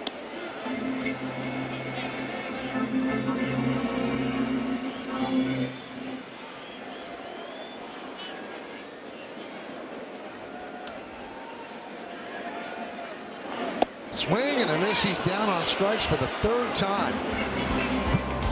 And that's 11 strikeouts for Gallen in 6 innings. Yankees strand 1.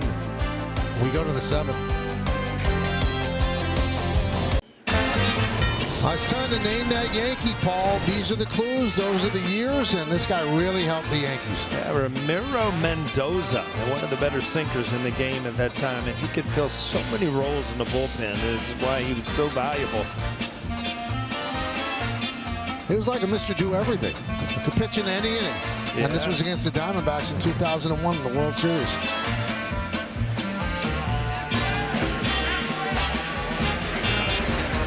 Who's that guy? Little shortstop there for the Yankees. Who was that guy? You know what? And on this date, Paul, in 1996, Jeter became the first Yankee rookie to play shortstop since Tom Tresh in 1962. Yoendris Gomez takes over for Carlos Rodon. And Suarez hits one deep to center field.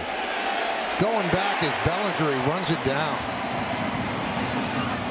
Strangely, the ball's carrying the center. It certainly is. And early in the game, Goldschmidt hit a ball that you thought, had a chance. It went nowhere. But ever since then, the wind picked up since that little drizzle we had, and the ball has really been carrying to center field. We're in the 7th inning here in the Bronx. It's 4-0 Diamondbacks, 2 in the first, 2 in the second. And it's been zeros for both teams since. Moreno, 1 for 2.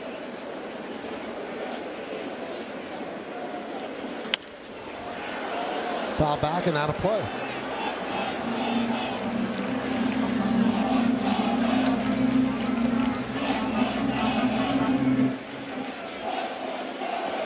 Picked up his first big league win against Milwaukee. Coming on in relief, Gomez did.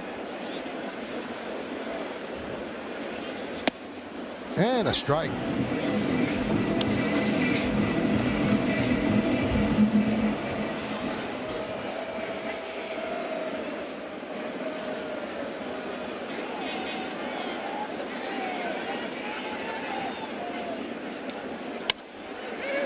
Fly ball center field.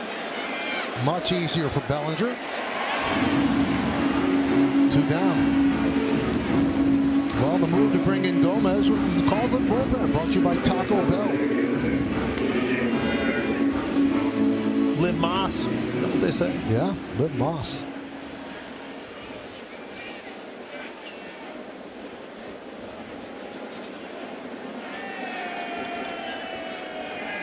There's Jake McCarthy.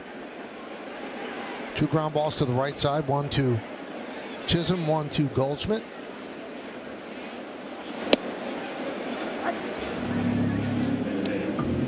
Oh and 1.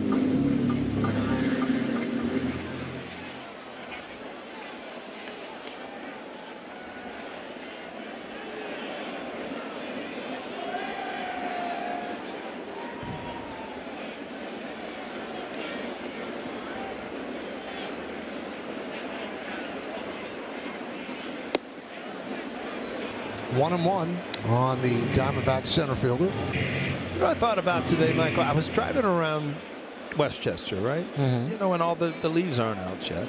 The forsythia bushes are coming out. They're blooming, the yellow blooms. But all the lawns are, still kind of dead and haven't come in.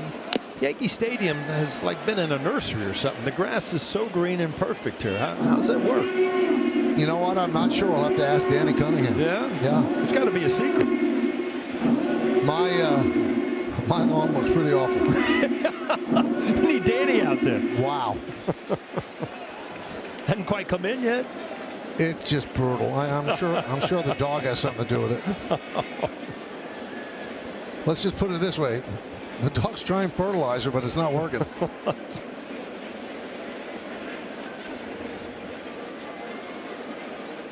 1-2. Just missed. 2-1-2. Gomez has some pretty good stuff.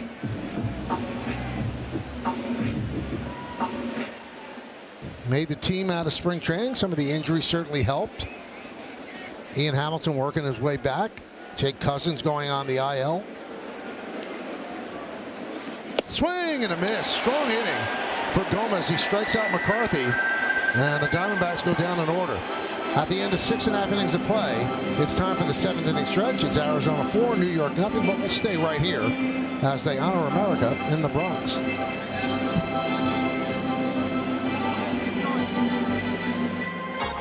Ladies and gentlemen, will you rise and remove your caps? And please direct your attention to the area behind home plate as the New York Yankees welcome an honored military guest. United States Army Sergeant Odom Loader from Albemarle, North Carolina, who served in the Vietnam War. The Yankees say thank you for your sacrifice and service to our nation.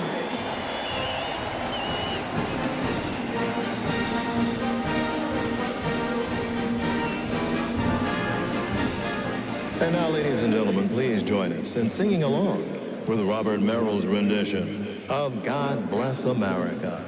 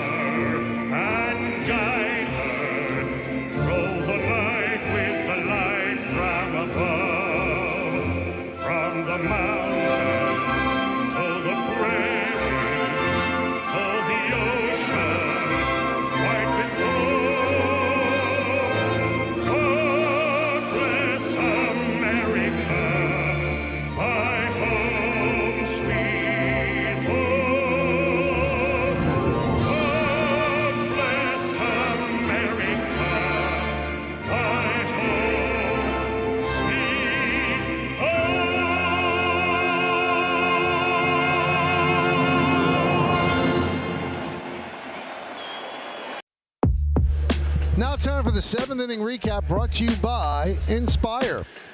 Well, the first 2 innings, Diamondbacks 2 in each of those innings, and that's held on. 4-3-0 for the Diamondbacks, 0-2-0 for the Yanks. Gallen, 6 innings of strong baseball.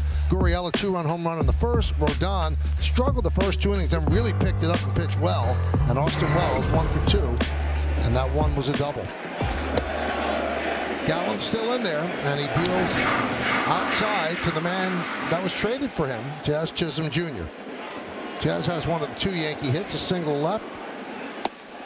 Kind of a dunker to left field, didn't hit really well. Wells is the only one who hit the ball really well. Yankees have struck out 11 times tonight. They struck out 14 times last night. 3-0 on Chisholm.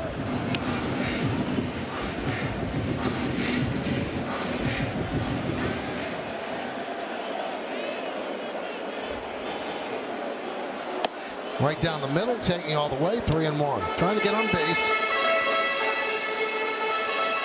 And that trade was orchestrated by the Marlins CEO at the time, Derek Jeter.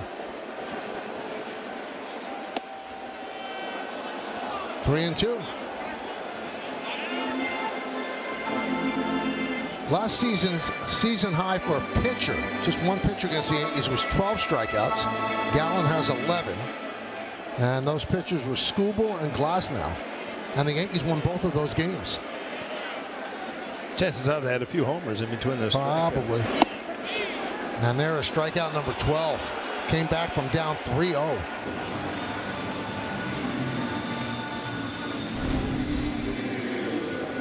Well, all the way back. And just a well-located changeup. You can't pitch much better than this. No, he has had every pitch working, and when he needs a big strikeout, obviously you saw earlier in the game in the one jam that he was in, he went to the knuckle curve.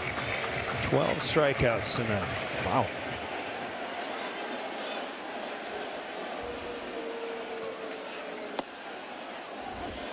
One and one. One thing about the torpedo bats, they don't work unless you hit the ball. Yeah, it goes back to what Trevino said in Cincinnati. I use a torpedo bat, and I still hit 200. But you got to hit the ball hard. I don't care what kind of bat you take up. You can take a boat oar up there. You got to square it up somehow.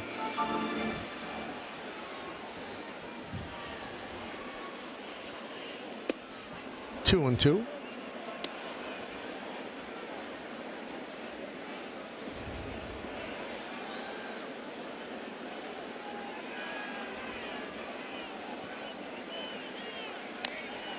Still 2-2.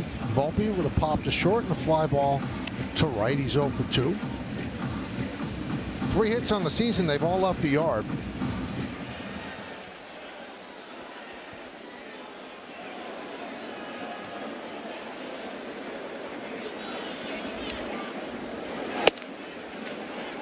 So he's 3 for 18 so far, hitting 167.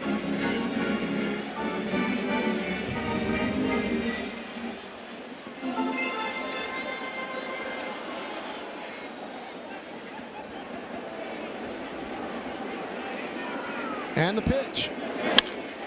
Rip foul. Gallen was 5th in the National League Cy Young voting in 2022, 3rd in 2023. Last year he dropped out of it because he missed a month with a right hamstring strain, but he still made 28 starts with 3.65 ERA. Swing and a miss.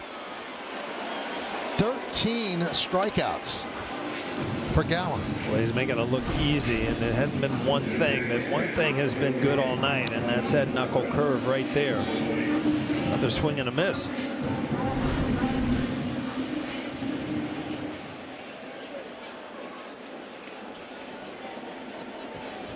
There's Austin Wells. Really the only well-struck ball in the game against Gallen. A bullet double, right side.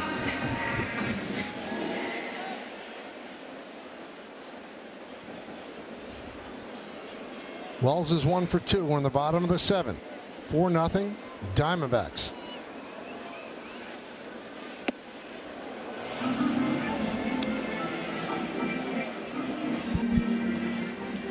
Two strikeouts in the 5th. 3 strikeouts in the 6th. 2 strikeouts here in the 7th. Now a strike away from 3 strikeouts as he's 1 and 2 on Wells.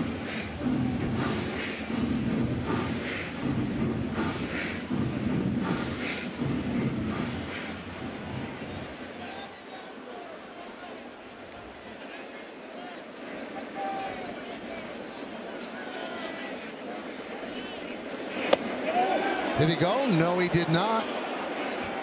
All the Diamondbacks stepping toward the third base dugout. That's the first check swing all night that hasn't gone for a strike. I don't know. About a break.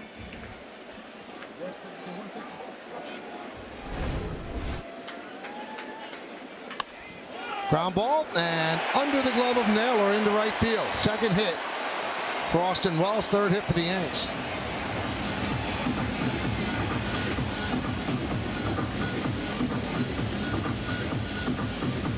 It's not because he's struggling, but you know, early in the year, that was his 101st pitch. You see his frustration. He just wants to get through this inning.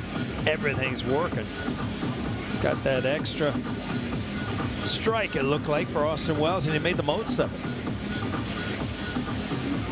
Career high 13 strikeouts for Gallen. And Torey Lovello says, I'm not going to push you that far, so he goes to the bullpen. And Gallen, what a night.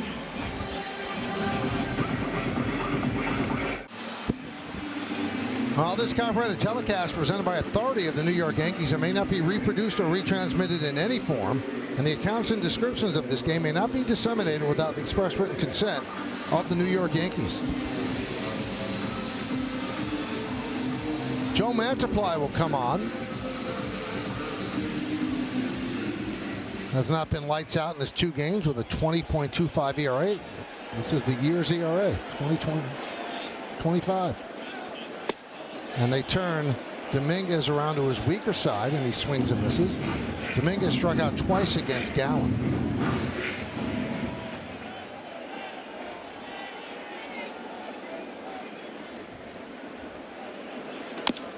Oh, 2.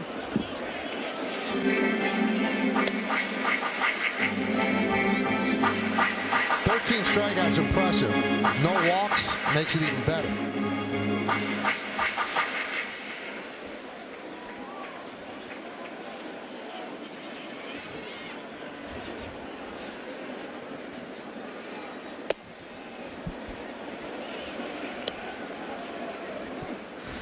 One and 2 in the notch crowd of 40,558 here at the stadium on a very chilly Wednesday night.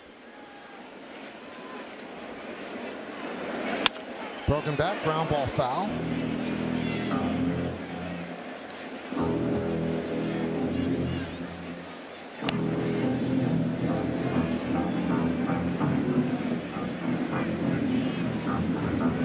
It's so odd. It's so cold tonight, and tomorrow night's game is supposed to be, temperatures in the 70s. Mm-hmm.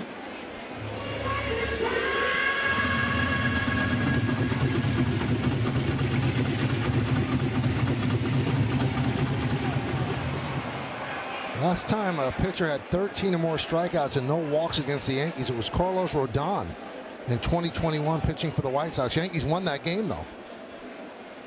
1-2. Grounded to third. Suarez goes to second, and that'll do it for the Yankees in the seventh. No runs to hit. One man left. We take it to the eighth inning here in the Bronx.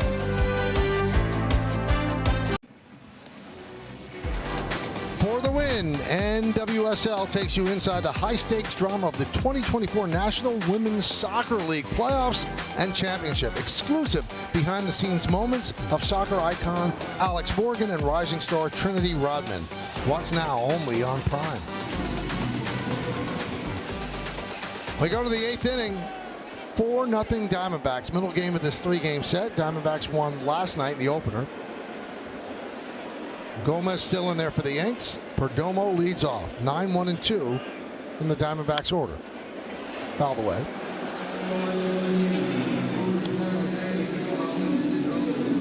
Along with Paul O'Neill and Justin Shackle, I'm Michael Kay. We thank you for spending part of your Wednesday evening with us right here on Prime. Each team with 3 hits, but the Diamondbacks lead 4-0.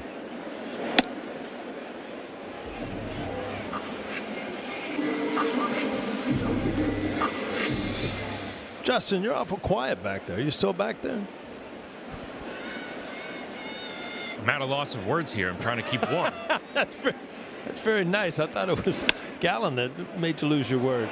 Nice play by Cabrera. Takes a base hit away from Perdomo.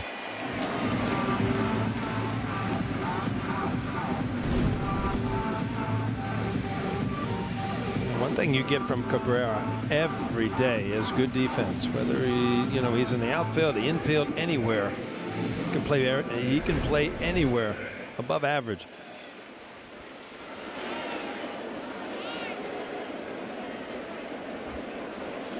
Here's Marte.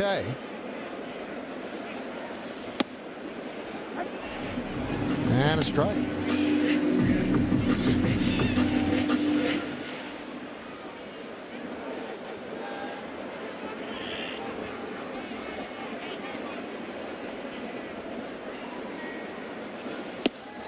Big cut. Good curveball. 0-2. Marte looks, he's a high average guy. He's always around 300, 292 last year. But you forget the type of power that he has, too. He had 36 home runs last year. Drove in 95 RBIs. And for a second baseman, that's a lot of run production. He does not get cheated with a swing. No, especially right-handed. His swing it's just like he sees the ball longer from the right side, and he puts a hack on it.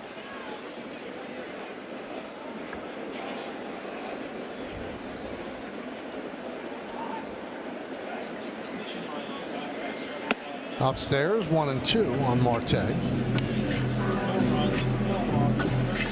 So since the All-Star break last year, he's 4th in OPS. Check that. He's 2nd. 3 Diamondbacks are in the top 5. And that's when their season turned, Paul, because they struggled at the beginning after going to the World Series in 2023. And Corbin Carroll struggled. And, with him, you wonder, was it the sophomore jinx? You've heard that phrase. Was your second year harder for you? I don't remember it, but I wasn't Rookie of the Year either. So, right. I was kind of still becoming, what I wanted to be. So I thought second year was actually better than the first because, you have a little experience. But when you're a Rookie of the Year, or you have a tremendous, first year, then you're living up to something, And the league pays more attention.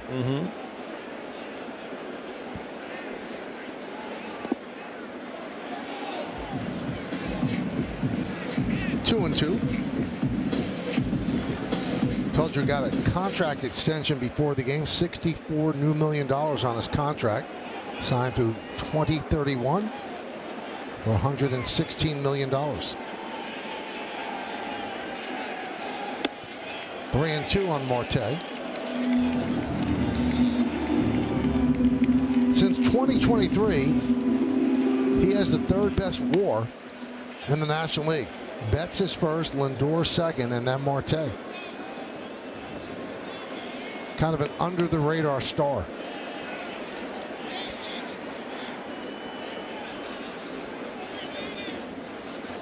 And he walked him. Third time on base for Marte. 2 walks and a RBI single. He was also caught stealing.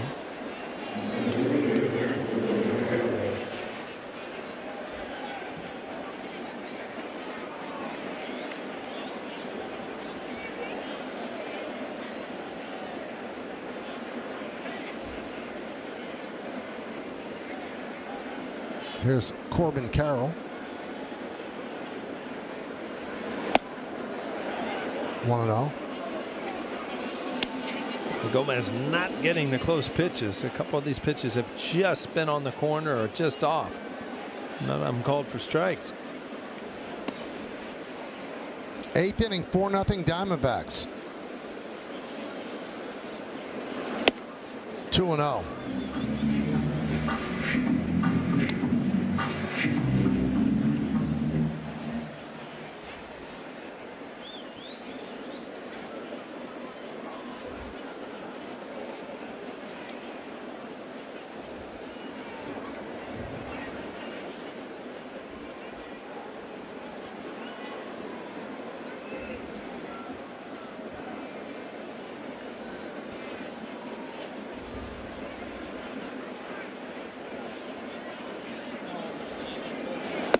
Now, Carroll said there was a silver lining to the early struggles last year. He said, failure has definitely shaped me, and I think that some of my favorite aspects about myself have come from my responses to failure. I didn't like failing, Michael. I don't know. It's not fun. I don't know if I learned a lot of lessons from it, other than it's probably going to happen again. Especially in this sport. Yes. Carroll works a walk, so 2 straight walks by Gomez. First and second, 1 man out.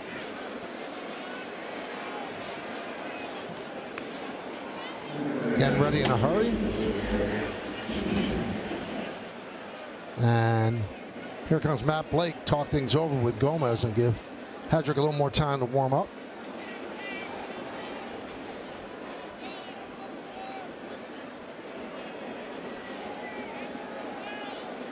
If you're Blake and Aaron Boone, you're going through a streak now. You know, the days off are over. You're in a streak of playing a lot of games now. So, you know, the bullpen budget that we always talk about is going to start to come into play.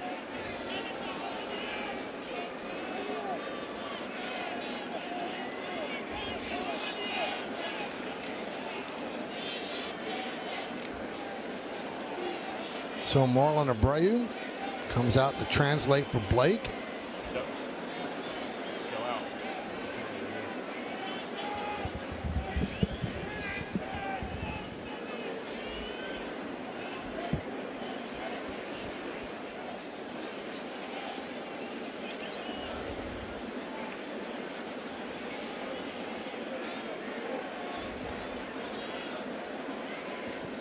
This, for the Yankees, the second day of 9 in a row and the second day of 22 games in 23 days.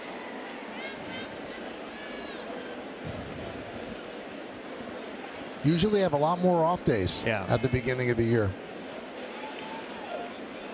Yankees had 1 after opening day, which is customary.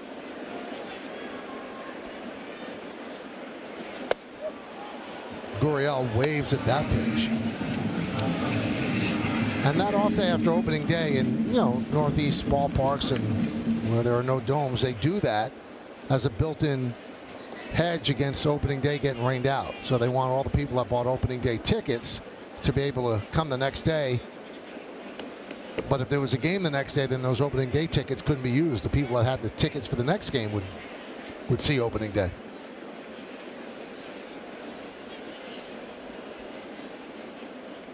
The 0-1. Fly ball center field. Bellinger makes the play. Throw comes into Volpe. Runner stay put. You know, Michael, you were talking earlier that today was the day that Derek Jeter broke in with Cleveland, and I think that was the year we got snowed out opening day. And then we played the day after. And I think I was just looking at my career. I think that probably that was the only day we lost opening day and played in that weather day. And it was like a snowstorm. And there was 3 or 4 inches on the field.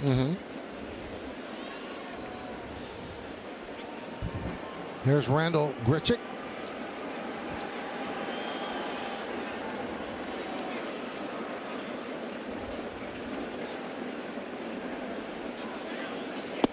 And a strike.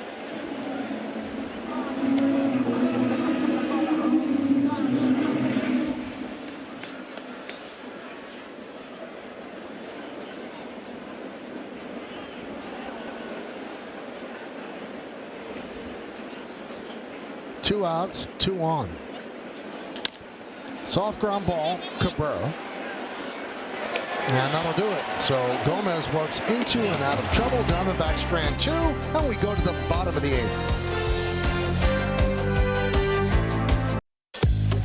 Yankees hockey jersey night is back for 2025. Come out to Yankee Stadium on Friday, April 25th when the Yankees take on the Blue Jays. First 18,000 guests in attendance will receive a Yankees hockey jersey, courtesy of DKNY. Tickets are going fast, so get yours today at Yankees.com. Man supply still in there. We'll deal to Rice, and Rice fouls one off.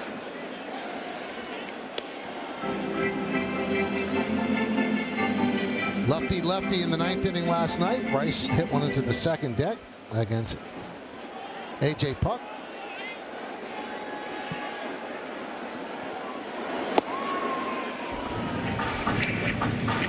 And one thing the Yankees are going to have to deal with, and just happenstance, especially with the injury to Stanton, they're probably a righty bat short. They're very lefty laden throughout the roster. And then when you look at the switch hitters are weak from the right side, so it might be an issue, but maybe they get back Stanton sooner than everybody thinks.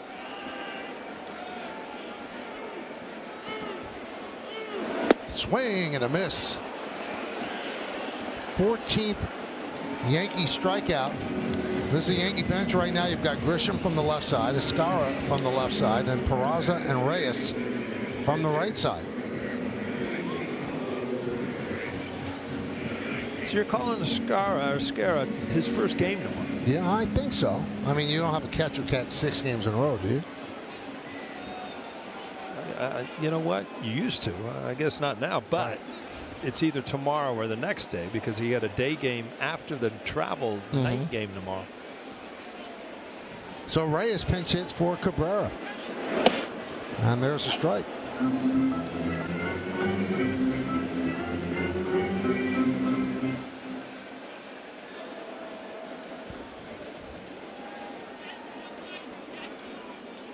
Now, when you talk about lefty laden, when you look at the starters in the American Leagues, there aren't that many left-handed starters. But there are lefties that come out of the bullpen that can neutralize you in late innings. You know, you used to look at bullpens and, you'd have a lefty. Now you see a lot of teams with 3 lefties in the bullpen. I mean, you're right. They're loaded.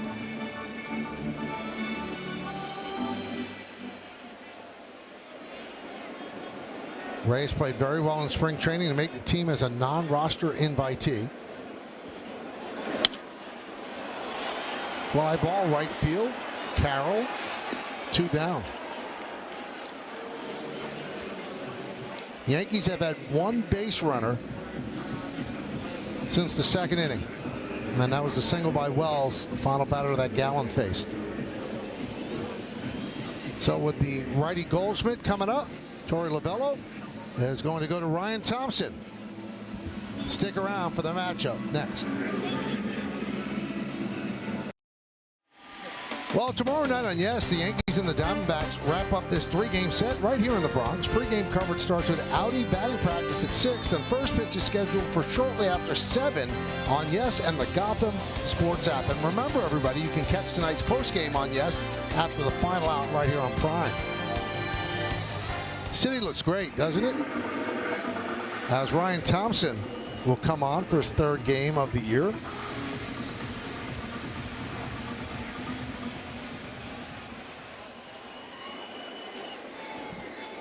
And he'll face Paul Goldschmidt. Thompson's 32 years old, 6 big league season.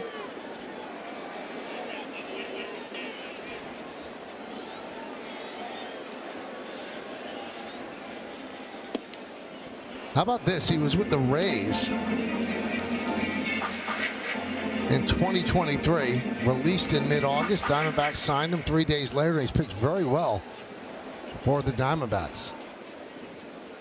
Looks like he'd be tough on righties with that delivery.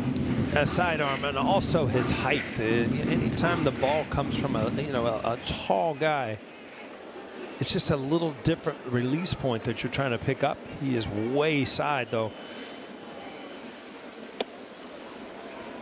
2-1 on Goldschmidt.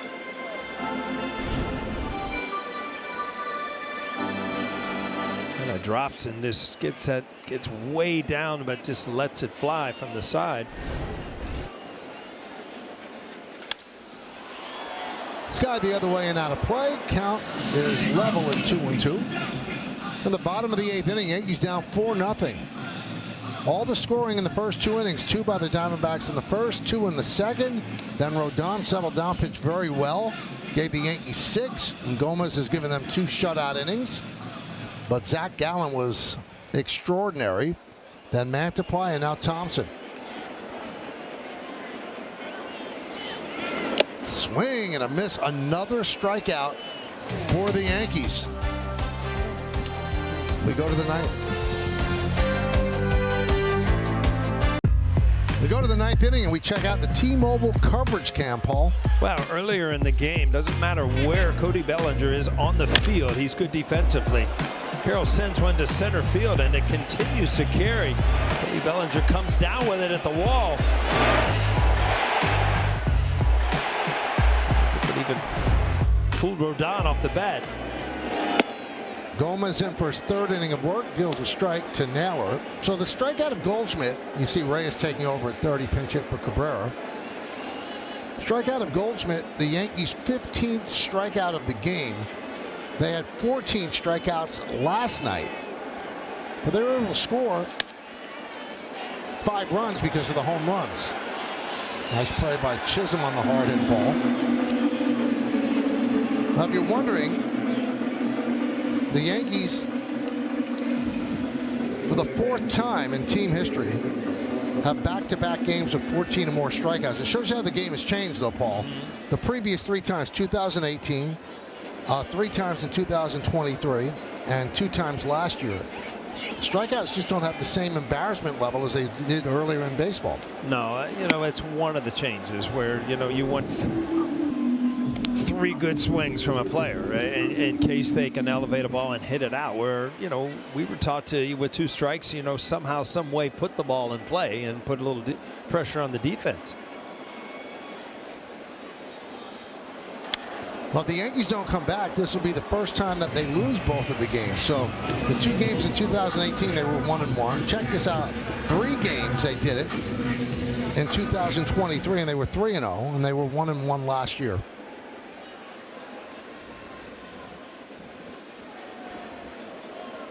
"15 strikeouts in 8 innings, that's a lot. Hard to win games that way. Well, Gallen was really good. There's no doubt about it. I mean, he had all his pitches, had command with all of them, and his knuckle curve he used as a put-away pitch. I think that was a pitch clock violation, and Wells does not agree with it.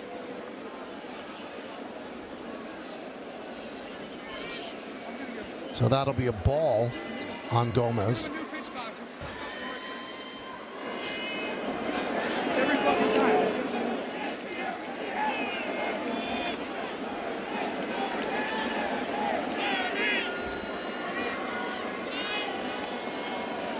Well, it seems like he doesn't agree with the call. Looked like he was pointing to the clock. Yeah, he might be starting early or sticking or something. Well, right now there's nothing on the clock.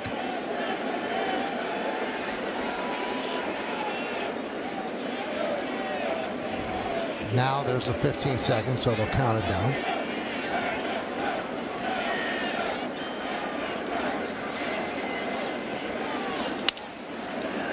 Volpe. 2 down here in the ninth. So other than that 8th inning last night, Yankee bullpen has been spot on. But that 8th inning yesterday cost them the game. Gave up 5 runs in that inning. Here's Moreno, 1 for 3. Singled off of Rodon's glove and then came around to score in the second. Now here's the scoring. A walk to Marte to start the game, and out later, Gurriel, who was 0 for 34 at last 34 against the Yankees, hits a 2-run home run. Then in the second, a walk to Suarez, single out the glove of Rodon by Moreno. Then a sac fly by Perdomo and an RBI single by Marte. That's the scoring in this game. Each team with just 3 hits. Coming up for the Yankees, 2, 3, and 4 in their order. Bellinger, Judge, and Chisholm as the Yankees try to climb back.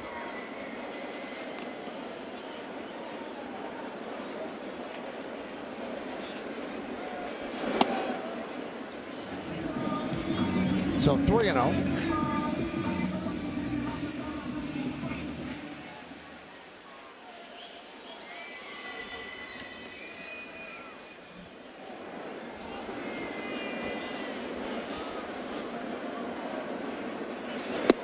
There's a strike.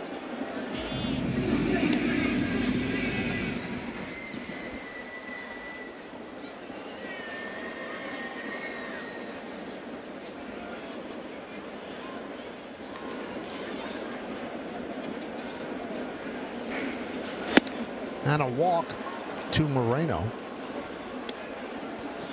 You know, every other game in baseball is over except for the Dodgers and the Braves. Dodgers and the Braves are in the 3rd inning, but every other game is a final.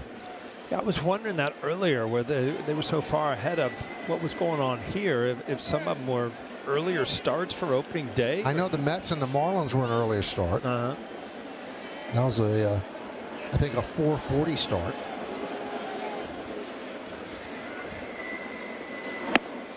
A lot of getaway days. 1-0 on McCarthy. 0 for 13 so far in the season.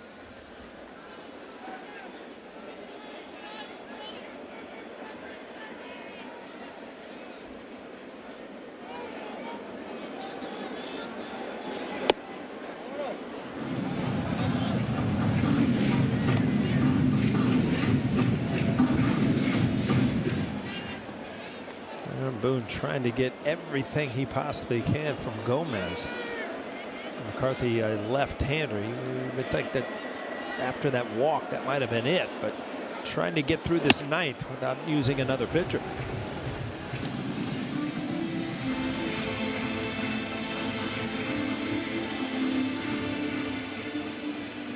Every game impacts the other. I mean, the way a bullpen is used, you could read into it what happened the night before, what's going to happen the day after. And we told you they're in a stretch where they're going to play 9 games in a row and then 22 of 23.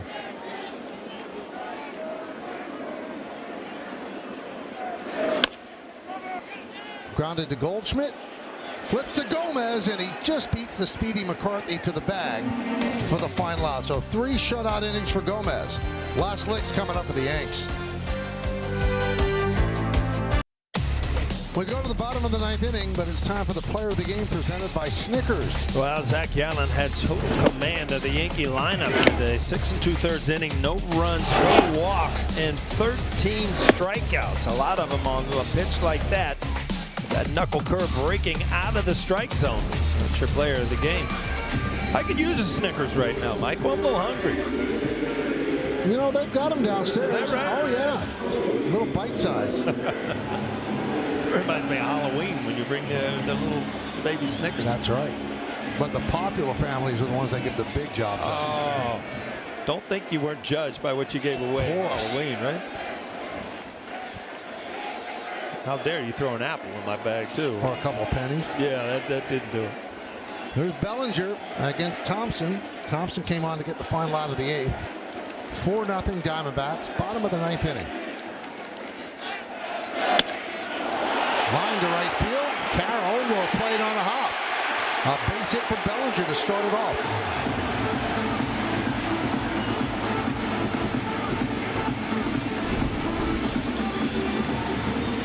Well, you talked about the release. Well, from Thompson as a lefty, you're going to get a much better look at it. It's a good solid swing by Cody Bellinger. Back, leg, everything in sync.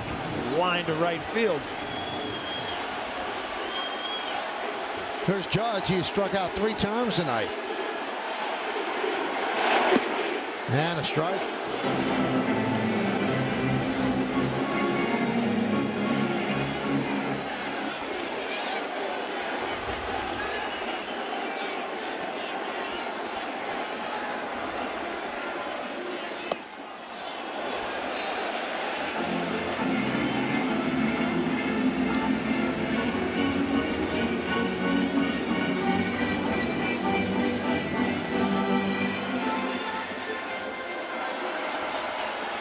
Bellinger held by Naylor at first. There's a base hit to center field for Judge. Bellinger will stop at second. Back-to-back singles open the bottom of the 9th inning. 2 of the better swings you've seen all night from the Yankee lineup. Down low. Right back at you from Aaron Judge.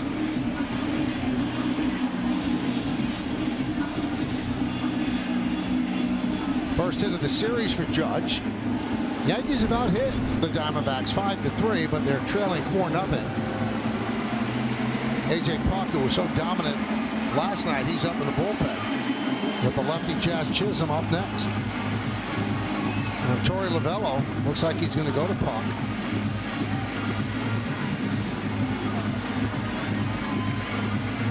Hasn't signaled yet. There he takes the ball from Thompson. So Puck, who was dominating last night, will try to get the final 3 outs here tonight. First and second, nobody out. Yankees trying to rally. Stay right where you are.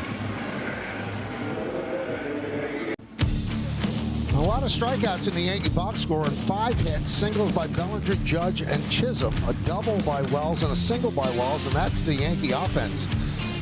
A.J. Puck is about to take his first warm-up. I'll tell you what, Paul, I've never seen a guy stroll in so casually from the bullpen. Look like he's walking in Central Park. Got plenty of time, right? Wow, I mean, no urgency whatsoever. Well, let's just say he throws harder than he walks. Strolling in Central Park. Wow. So Chisholm with one of the Yankees' 5 hits. He's single to left in the second. Fly ball to right in the 4th. And one of the Yankees' 15 strikeouts. This one looking in the 7th. So Judge with a single. Bellinger opened the inning with a single. Yankees threatening. Only the second time in this game that they've had 2 base runners on. In the second, they had second and third. 1 man out against Gallen, but Dominguez struck out on a knuckle curve, and Ben Rice struck out on a knuckle curve.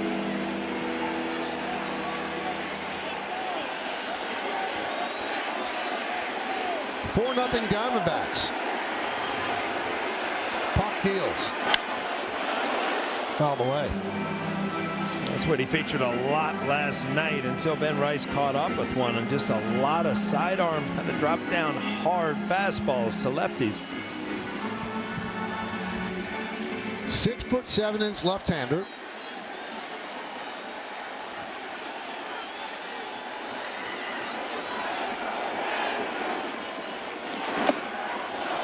One and one. 6th overall pick in the first round in 2016 by the A's out of the University of Florida. That was a team, the Marlins, that went to the College World Series with Pete Alonso, Harrison Bader, and Dane Dunning, as well as A.J. Puck. Nasty pitch. 1-2.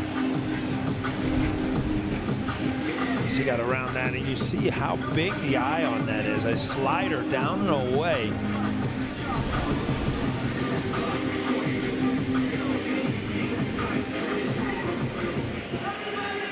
Rodon started, struggled in the first 2 innings, settled down, pitched well after that.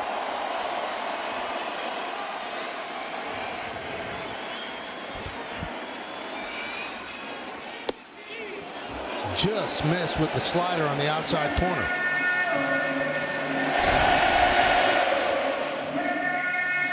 So tough for a lefty to take that ball. It's in the strike zone a long time. 2-2. High fly ball, right field. Carroll makes the catch. Tagging is Bellinger. He'll go to third. Judge stays put at first.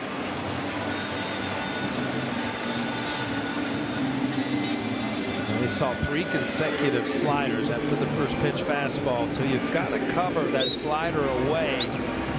Really hard to catch up with the fastball in, and that's what Puck did. Just got in on him enough to keep it in the ballpark. So here's Anthony Volpe. He's 0 for 3 tonight.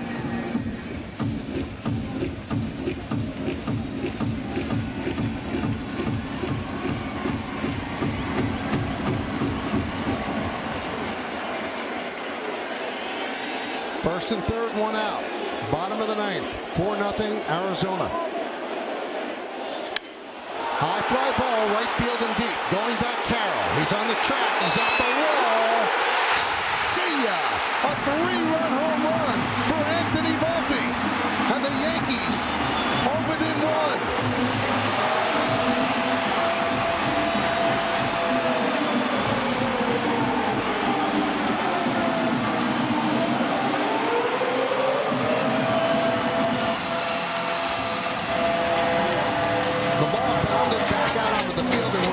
Some confusion, but the umpire had signaled home run right away. Well, the fans knew it, and again, Puck gave up a home run last night, but Anthony Volpe has found the right field porch to his liking so far this year. Now the Yankees 1 swing away, trying to put this into extra innings. Austin Wells with a swing and a miss. And he stays inside this, and you see he does not come off the ball, which, you know, you still have something just out of the reach of Carroll. Big 3-run homer.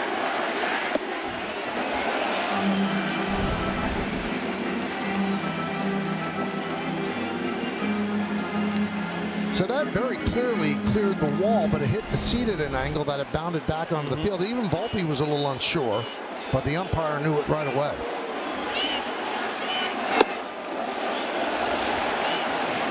Two and 1, no one up in the Arizona bullpen.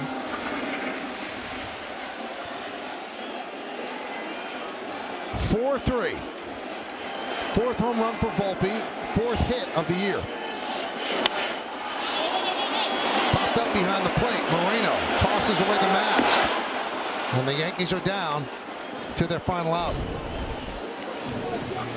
Again, I mean, he has been able the last couple of years to be able to stay back a little bit longer to drive the ball to right field.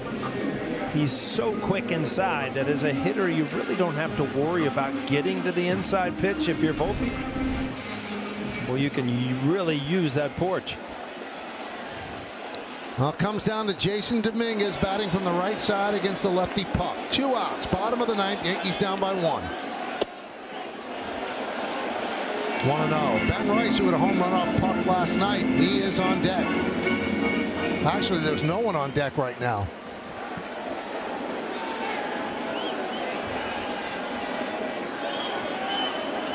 Now Rice comes out. Foul back. Dominguez had a really good pitch to hit to there. Puck hit a lot of the plate. The swing last night, Ben Rice really surprised Martinez, as good as he was last night, not even up in the bullpen. 1-1. 1-2.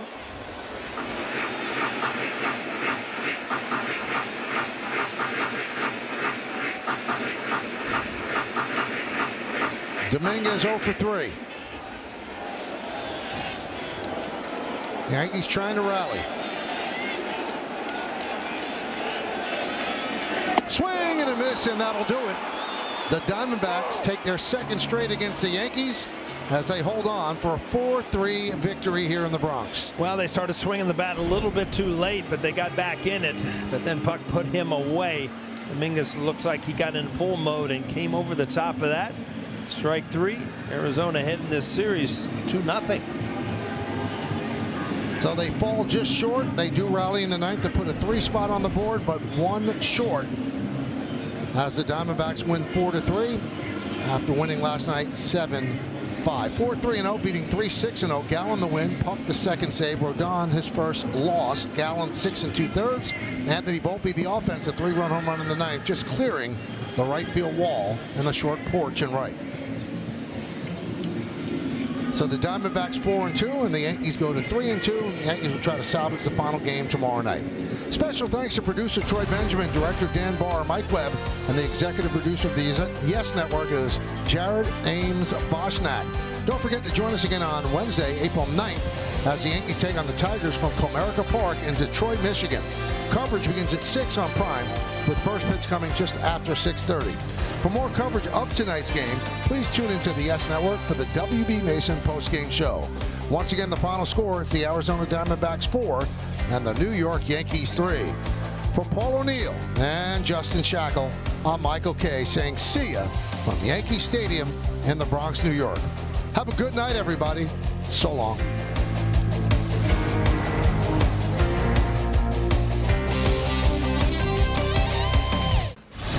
Welcome inside our Yes Network studio for the WB Mason postgame show alongside Jack Curry. I am Meredith Morakovitz. The Yankees made this one interesting in the ninth inning, but ultimately it was not to be. They fell to the Diamondbacks by a score of 4-3, the second straight win in the series for Arizona. And that brings us to the Hyundai opening comment. And while the offense got going late in that ninth inning, Jack, I imagine it has something to do with the performance of Zach Gallen. Yeah, it was the Zach Gallen show tonight for the Diamondbacks. He was masterful, he was mesmerizing, and he dominated the Yankees again. He has now made 3 starts against the Yankees in his career. He has not allowed an earned run. Tonight it was 13 strikeouts, no walks across 6 2/3 innings. His knuckle curve was the most mesmerizing pitch. He had the Yankees off balance. He had them baffled as they were walking back to the dugout. Rodon got clipped for 4 runs early, and the Yankee offense was silent until Anthony Volpe went deep in the ninth inning. So they added some drama in the Bronx, but it was the Diamondbacks coming away with that 1-run win. 13 strikeouts for Gallen in this outing. Let's check out the highlights presented by your local Ford stores, and that brings us to Carlos Rodon. Early on did not look comfortable, Jack, but then really got into a groove. Yeah, we're going to start off in that first inning where he surrendered a walk to Marte, and then Gurriel Jr., who had been 0 for 34, his last 34 against the Yankees, takes that high fastball from Rodon for a 2-run homer. And Rodon was dealing with some control issues, Meredith. He walked Suarez. He was also dealing with lower velocity. We're going to see that one go for an infield single from Moreno. His velocity across the first 2 innings on his 4-seam fastball, only about 93.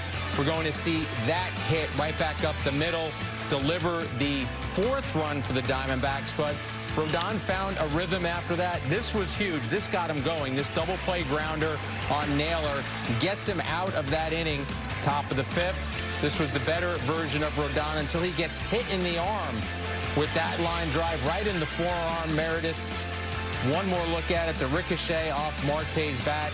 To Rodon's credit, he stayed in the game after that. Ouch, I didn't want another look at that one, Jack, but he did stay in. As you mentioned, next batter, he gets Carroll on 3 straight pitches to end the frame. Then in the top of the 6th, Rodon definitely settled in there, gets Gurriel swinging on the fastball, then gets Naylor to swing through a slider there, ends up going 6 innings with 5 strikeouts in that one. I'm curious to hear what he has to say in the postgame, Jack, as to why he did feel a little uncomfortable early on in this one. Yeah, there definitely was something going on because he didn't have the greatest feel on his breaking pitches, although you look at the numbers right there, they ended up going 0 for 6 against his slider. The 4-seamer velocity picked up his last 2 dozen pitches or so.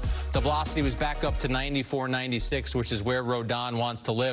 But Meredith, even in those first couple of innings, Paul O'Neill and Michael Kay pointed this out. He was kicking at the dirt around the mound, just trying to find his comfort level against a really good team like the Diamondbacks. You give them some early runs with a guy like Gallen on the mound, you're going to be climbing uphill all night, and that's what the Yankee offense was doing. You mentioned Gallen. It is time for the Turning Point, brought to you by Montefiore Einstein, the official hospital of the New York Yankees. And shockingly, it is Zach Gallen making yet another statement statement against the Yankees. And Jack will pick this up in the bottom of the first. Yeah, it's Aaron Judge, and he is one of many Yankees who was victimized by that pitch. The knuckle curve, he goes down swinging.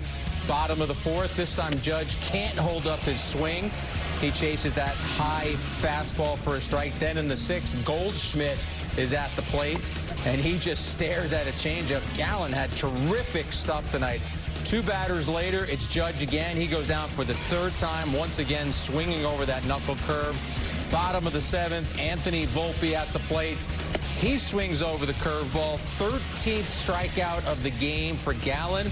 Were it not for a check swing call that he thought should have gone his way, he might have gone a full 7, but instead Wells came through with a single. Gallen was removed after 6 2/3, but Meredith, those are some gaudy numbers right there. Numbers the Yankees offense does not want to see. 23, 24, and here in 25. Much of the same for Zach Gallen, continuing to mystify Yankees hitters. And if you're in that batter's box, Jack, what's the feeling when you have somebody like Zach Gallen that's dealing like he is dealing as you're trying to get something going offensively? I think batters will tell you that they want to get into a rhythm. They want to feel balanced. And when you have a pitcher who has as many weapons as Gallen does, suddenly you have a little bit of a helpless feeling. And when a pitcher like Gallen starts to get the rhythm that he had tonight, the cold weather didn't bother him at all. We talked about that on our pregame. 42-degree weather. It was going to feel a lot colder. He had terrific feel for his pitches. This is the first week of the season, and the Yankees might not have a better pitched game against them than Gallen pitched against them tonight. Well, Jack, there's still plenty more to break down here on the WB Mason postgame show. When we get back, we are going to hear from the Yankees manager Aaron Boone following their 4-3 loss to the Diamondbacks. And don't forget, it's right here on Yes and also streaming on the Gotham Sports app.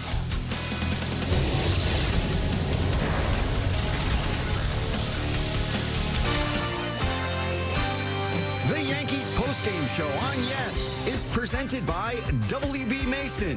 Get fast free delivery of food service products you need at prices you'll love. Request your free catalog today at WBMason.com. The Yankees postgame show on Yes is brought to you in part by your local Tri-State Genesis retailers. Learn more at Genesis.com.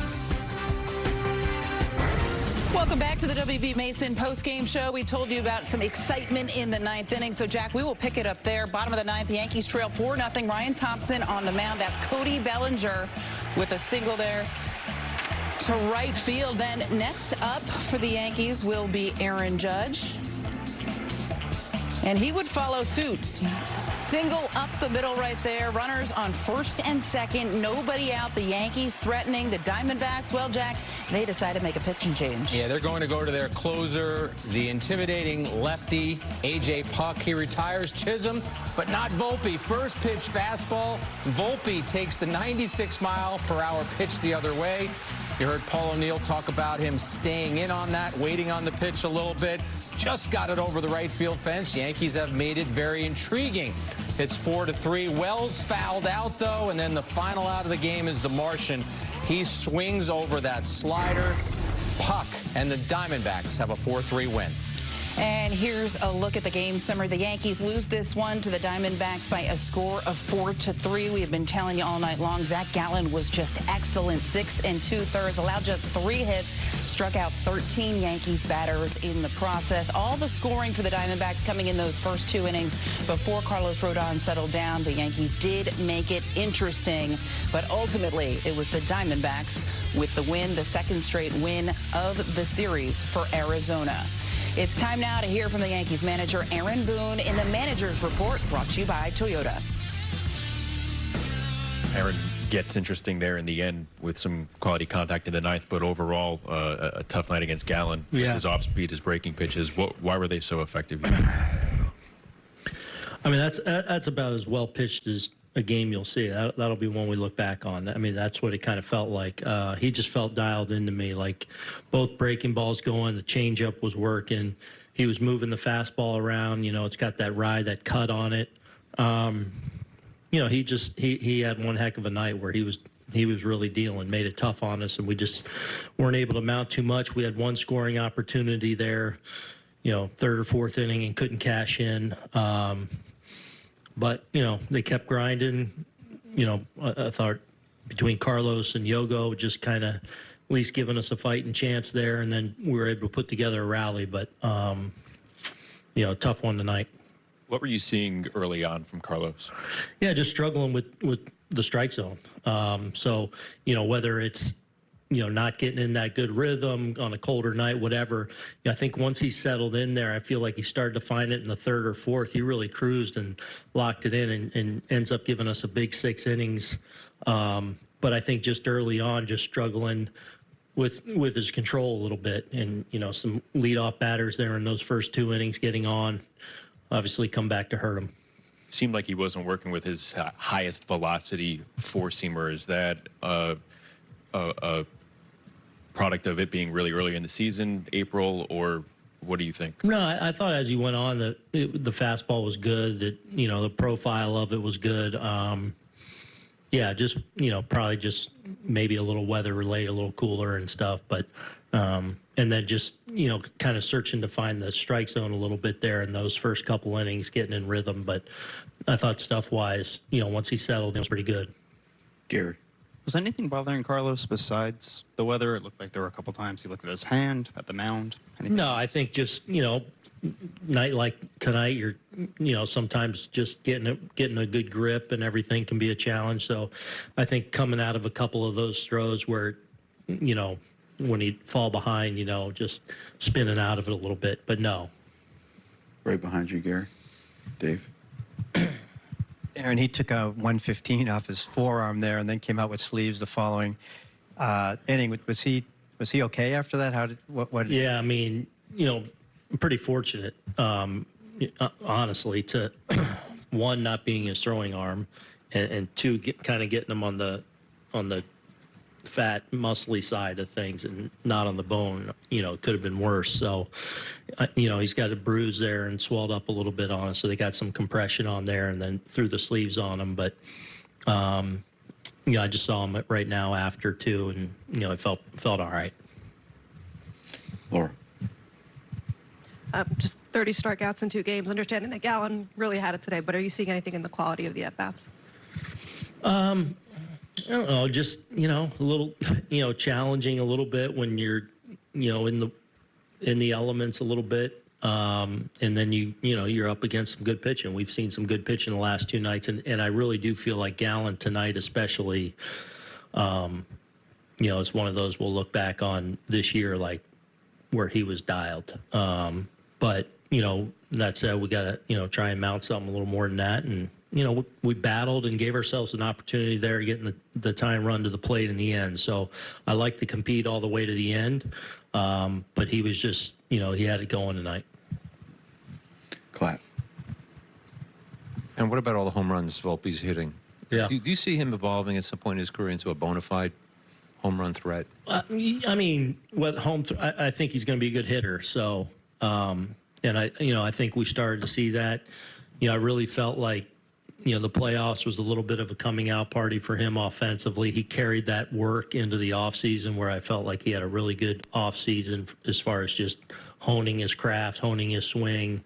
So he's capable of that. Whether it shows up in a ton of power, I don't know. I just want him to be a good hitter, and I think he's moving towards that. Dan. Just to follow up on that, I think all 4 hits this year are home runs. Is that just a matter of when he gets it, or something else? No, I mean, I can think of 3 balls on the top of my head that he's hit on the screws for outs. Hit a ball with runners on base to the shortstop, like a one hopper, lined out to center and right. So that's just early in the season, and if you're going to square him up, you may as well drive him out. And with Dominguez, obviously there was a lot of attention on him coming into the season. Mm-hmm. How important is it for him to kind of shake off these last couple of games? The strikeouts are kind of piling up there a little bit. Well, yesterday had a pretty good game. I mean, homer and a hit. So I don't know. I mean, I feel like he's in a good spot. Tonight he struggled, expanded, especially down below the zone. But I feel like even, before tonight, the 4 games, I feel like the at-bat quality's been really good with him. So tonight was a struggle. Okay, thank you, Aaron. And, Jack, certainly not a lot of opportunity against Gallen tonight, but I look back to that second inning, runners on second and third, 1 out, and you think, if they could have got something going there, what would have happened in this one? That was their one chance. As superb as Gallen was across 101 pitches, that was the opportunity the Yankees had, and you just heard Aaron Boone refer to something that happened in that spot. Second and third, 1 out, as you said, Dominguez and Rice coming up, and Gallen took both of the young hitters to school. It was changeups and it was knuckle curves in the lower third of the strike zone. Some of them not even strikes, but they offered at some of those pitches, and he was not going to get hurt by those pitches, Gallen, but he was trying to get some swing and miss, and he ends up striking out both of those young hitters. The Yankees expecting a lot from Dominguez and Rice this season, but in that moment, they learned a lesson from Gallen about not expanding in that spot, maybe making sure you get your pitch. Tough lesson learned. You heard Aaron Boone being asked about Jason Dominguez and his start to the season. Jack, we're just 5 games in, but overall, what have you thought about his at-bat quality? Yeah, I think Jason Dominguez needs to play. That's the way that I would answer that question. I thought coming into this season that the Yankees needed to give him the Anthony Volpe treatment. A couple of years ago during Volpe's rookie season, they told him, you're going to be the shortstop. If you have some up and down moments, we're not pushing you back to AAA. We're going to let you ride through this at the major league level. I feel the Yankees need to do the exact same thing with Dominguez. This is his time to shine. He's got the athleticism, the speed, and the power. You've seen in the fact that the Yankees are making some defensive moves late in the game, that they still feel he's got some defensive work to do. But I think for him, Meredith, it's about playing, getting the reps. Jack, time to take another quick step aside here on the WB Mason post-game show. When we get back, we will hear from that man right there, Yankees starter tonight, Carlos Rodon, after the break.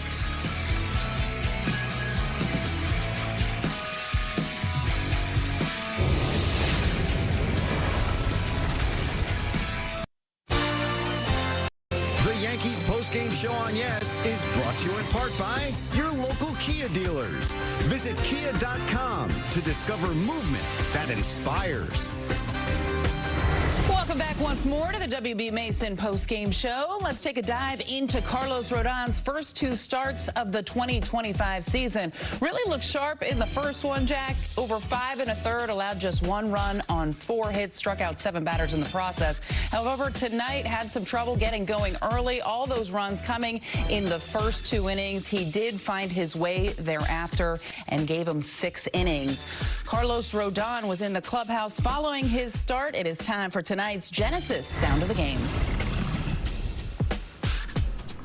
Carlos, those first 2 or 3 innings, what made things difficult for you, and how were you able to settle in? Just kind of slow with the command and just the way I was moving. It just, the adjustment took too long, and wish it was sooner. Just need to be quicker with it, and I wish I would have had it click earlier and kept that game closer. So gave some free passes, just gave him some easy runs, and just needed to be, you know, a little more crisp with the lines. Camera caught you looking back at the radar gun perhaps often tonight. Were you okay with where your fastball was at? You know, it's fairly normal. I tend to look pretty often, but definitely down velo today. You know, a little cold. It's just slow to get moving, but I'm not super worried about it. Just part of one of those things where didn't have the super explosive fastball, and just had to figure out how to pitch with it. You got hit pretty hard on that comeback, or is that anything you're going to have to monitor? It's just, you know, luckily right off the forearm. X-rays negative. He hit that ball really hard, but it was an out, so thankful for that. How scary was that? You know, I really didn't even see it, so just hit me and try to get the ball.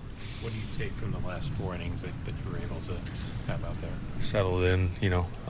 It was nice, but like I said, we were down 4-0 already, so wish that was a lot sooner than, you know, wish that was over the whole course of the game instead of the last 4. So. Carlos, the guys you guys are missing right now with Cole being out too, and you're a guy that has been here for a little while now. Do you kind of see yourself as the guy in the rotation, or somebody with, you know, based on your experience here in the Bronx so far? I kind of take it as, you know, every day someone else is pitching and they're the guy that day. Today it was my name, my turn, and today I was the guy pitching. I don't think it's one of those things where you have to bear that weight. I think it's it's a team game, so it takes all of us. And you heard Carlos Rodon say he did have an X-ray on his forearm after being hit by the comebacker. Jack, thankfully that came back negative. But when you look at this outing as a whole, what do you make of it? Sluggish start, strong finish, but to even listen to Carlos Rodon's answers right there, you can tell that he's lamenting that sluggish start. I remember Andy Pettitte, who won more than 250 games in his major league career, saying how tense and anxious he would be to get through the first couple of innings, get in a groove, get in a rhythm. And Rodon didn't find that rhythm. He walked the leadoff batter in the first and the second inning. He issued a couple of more walks in the third inning. By that time, he was down 4-0. He did finish strong, retiring the last 10 batters that he faced, but trying to find his groove early on, trying to find his fastball, and also the feel for his breaking pitches, just did not have it tonight coming out of the bullpen. Clearly bothered by the 4 walks tonight. And you mentioned finding his fastball. He was asked about the velocity down a little bit, especially early in this one. He said no cause for concern. Are you on the same page as that? Yeah, I think sometimes you come out of the bullpen and you have to figure out what you have in those moments. And we're used to seeing Carlos Rodon mid to even high 90s. So when you're seeing 91, 93, 92, you know that on a chilly night, he's still searching for it. Now, conversely, we talked about how Gallen, a technician, more of a precise pitcher, he didn't have any difficulty at all. But for those first couple of innings, Carlos Rodon acknowledged that didn't have his stuff exactly where he needed it to be. Well, Jack, we're going to take another quick step aside here on the WB Mason postgame show. When we get back, we will hear from more members in the Yankees clubhouse about this one. Yankees dropping the second game of the series to the Diamondbacks by a score of 4-3.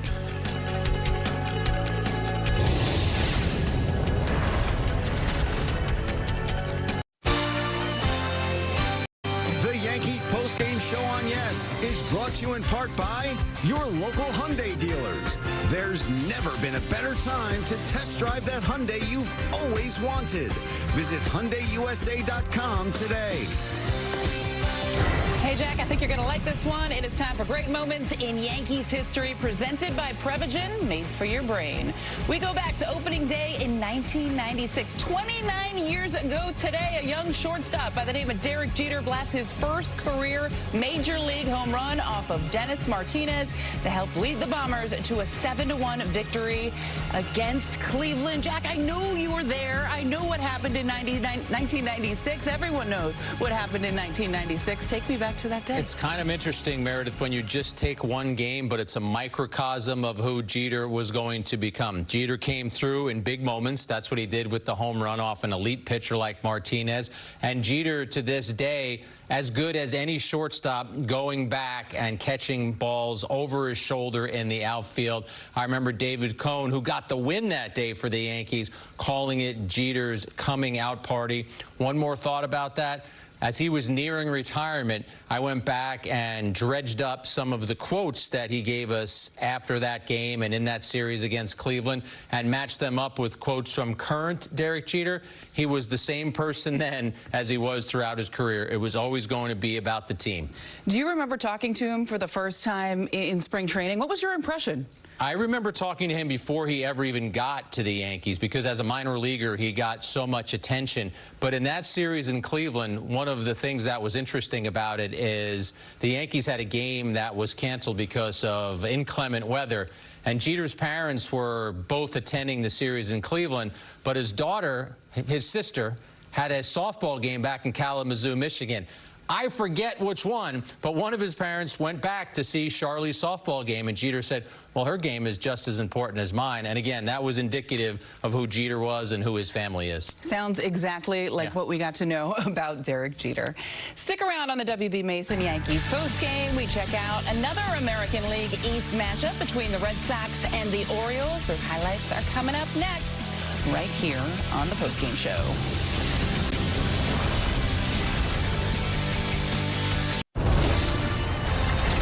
Welcome back to the WB Mason post-game show. While the Yankees completed the second game of their three-game series against the Diamondbacks, the Orioles hosted the Red Sox in an American League East showdown. Let's check out those highlights as we head south to Baltimore.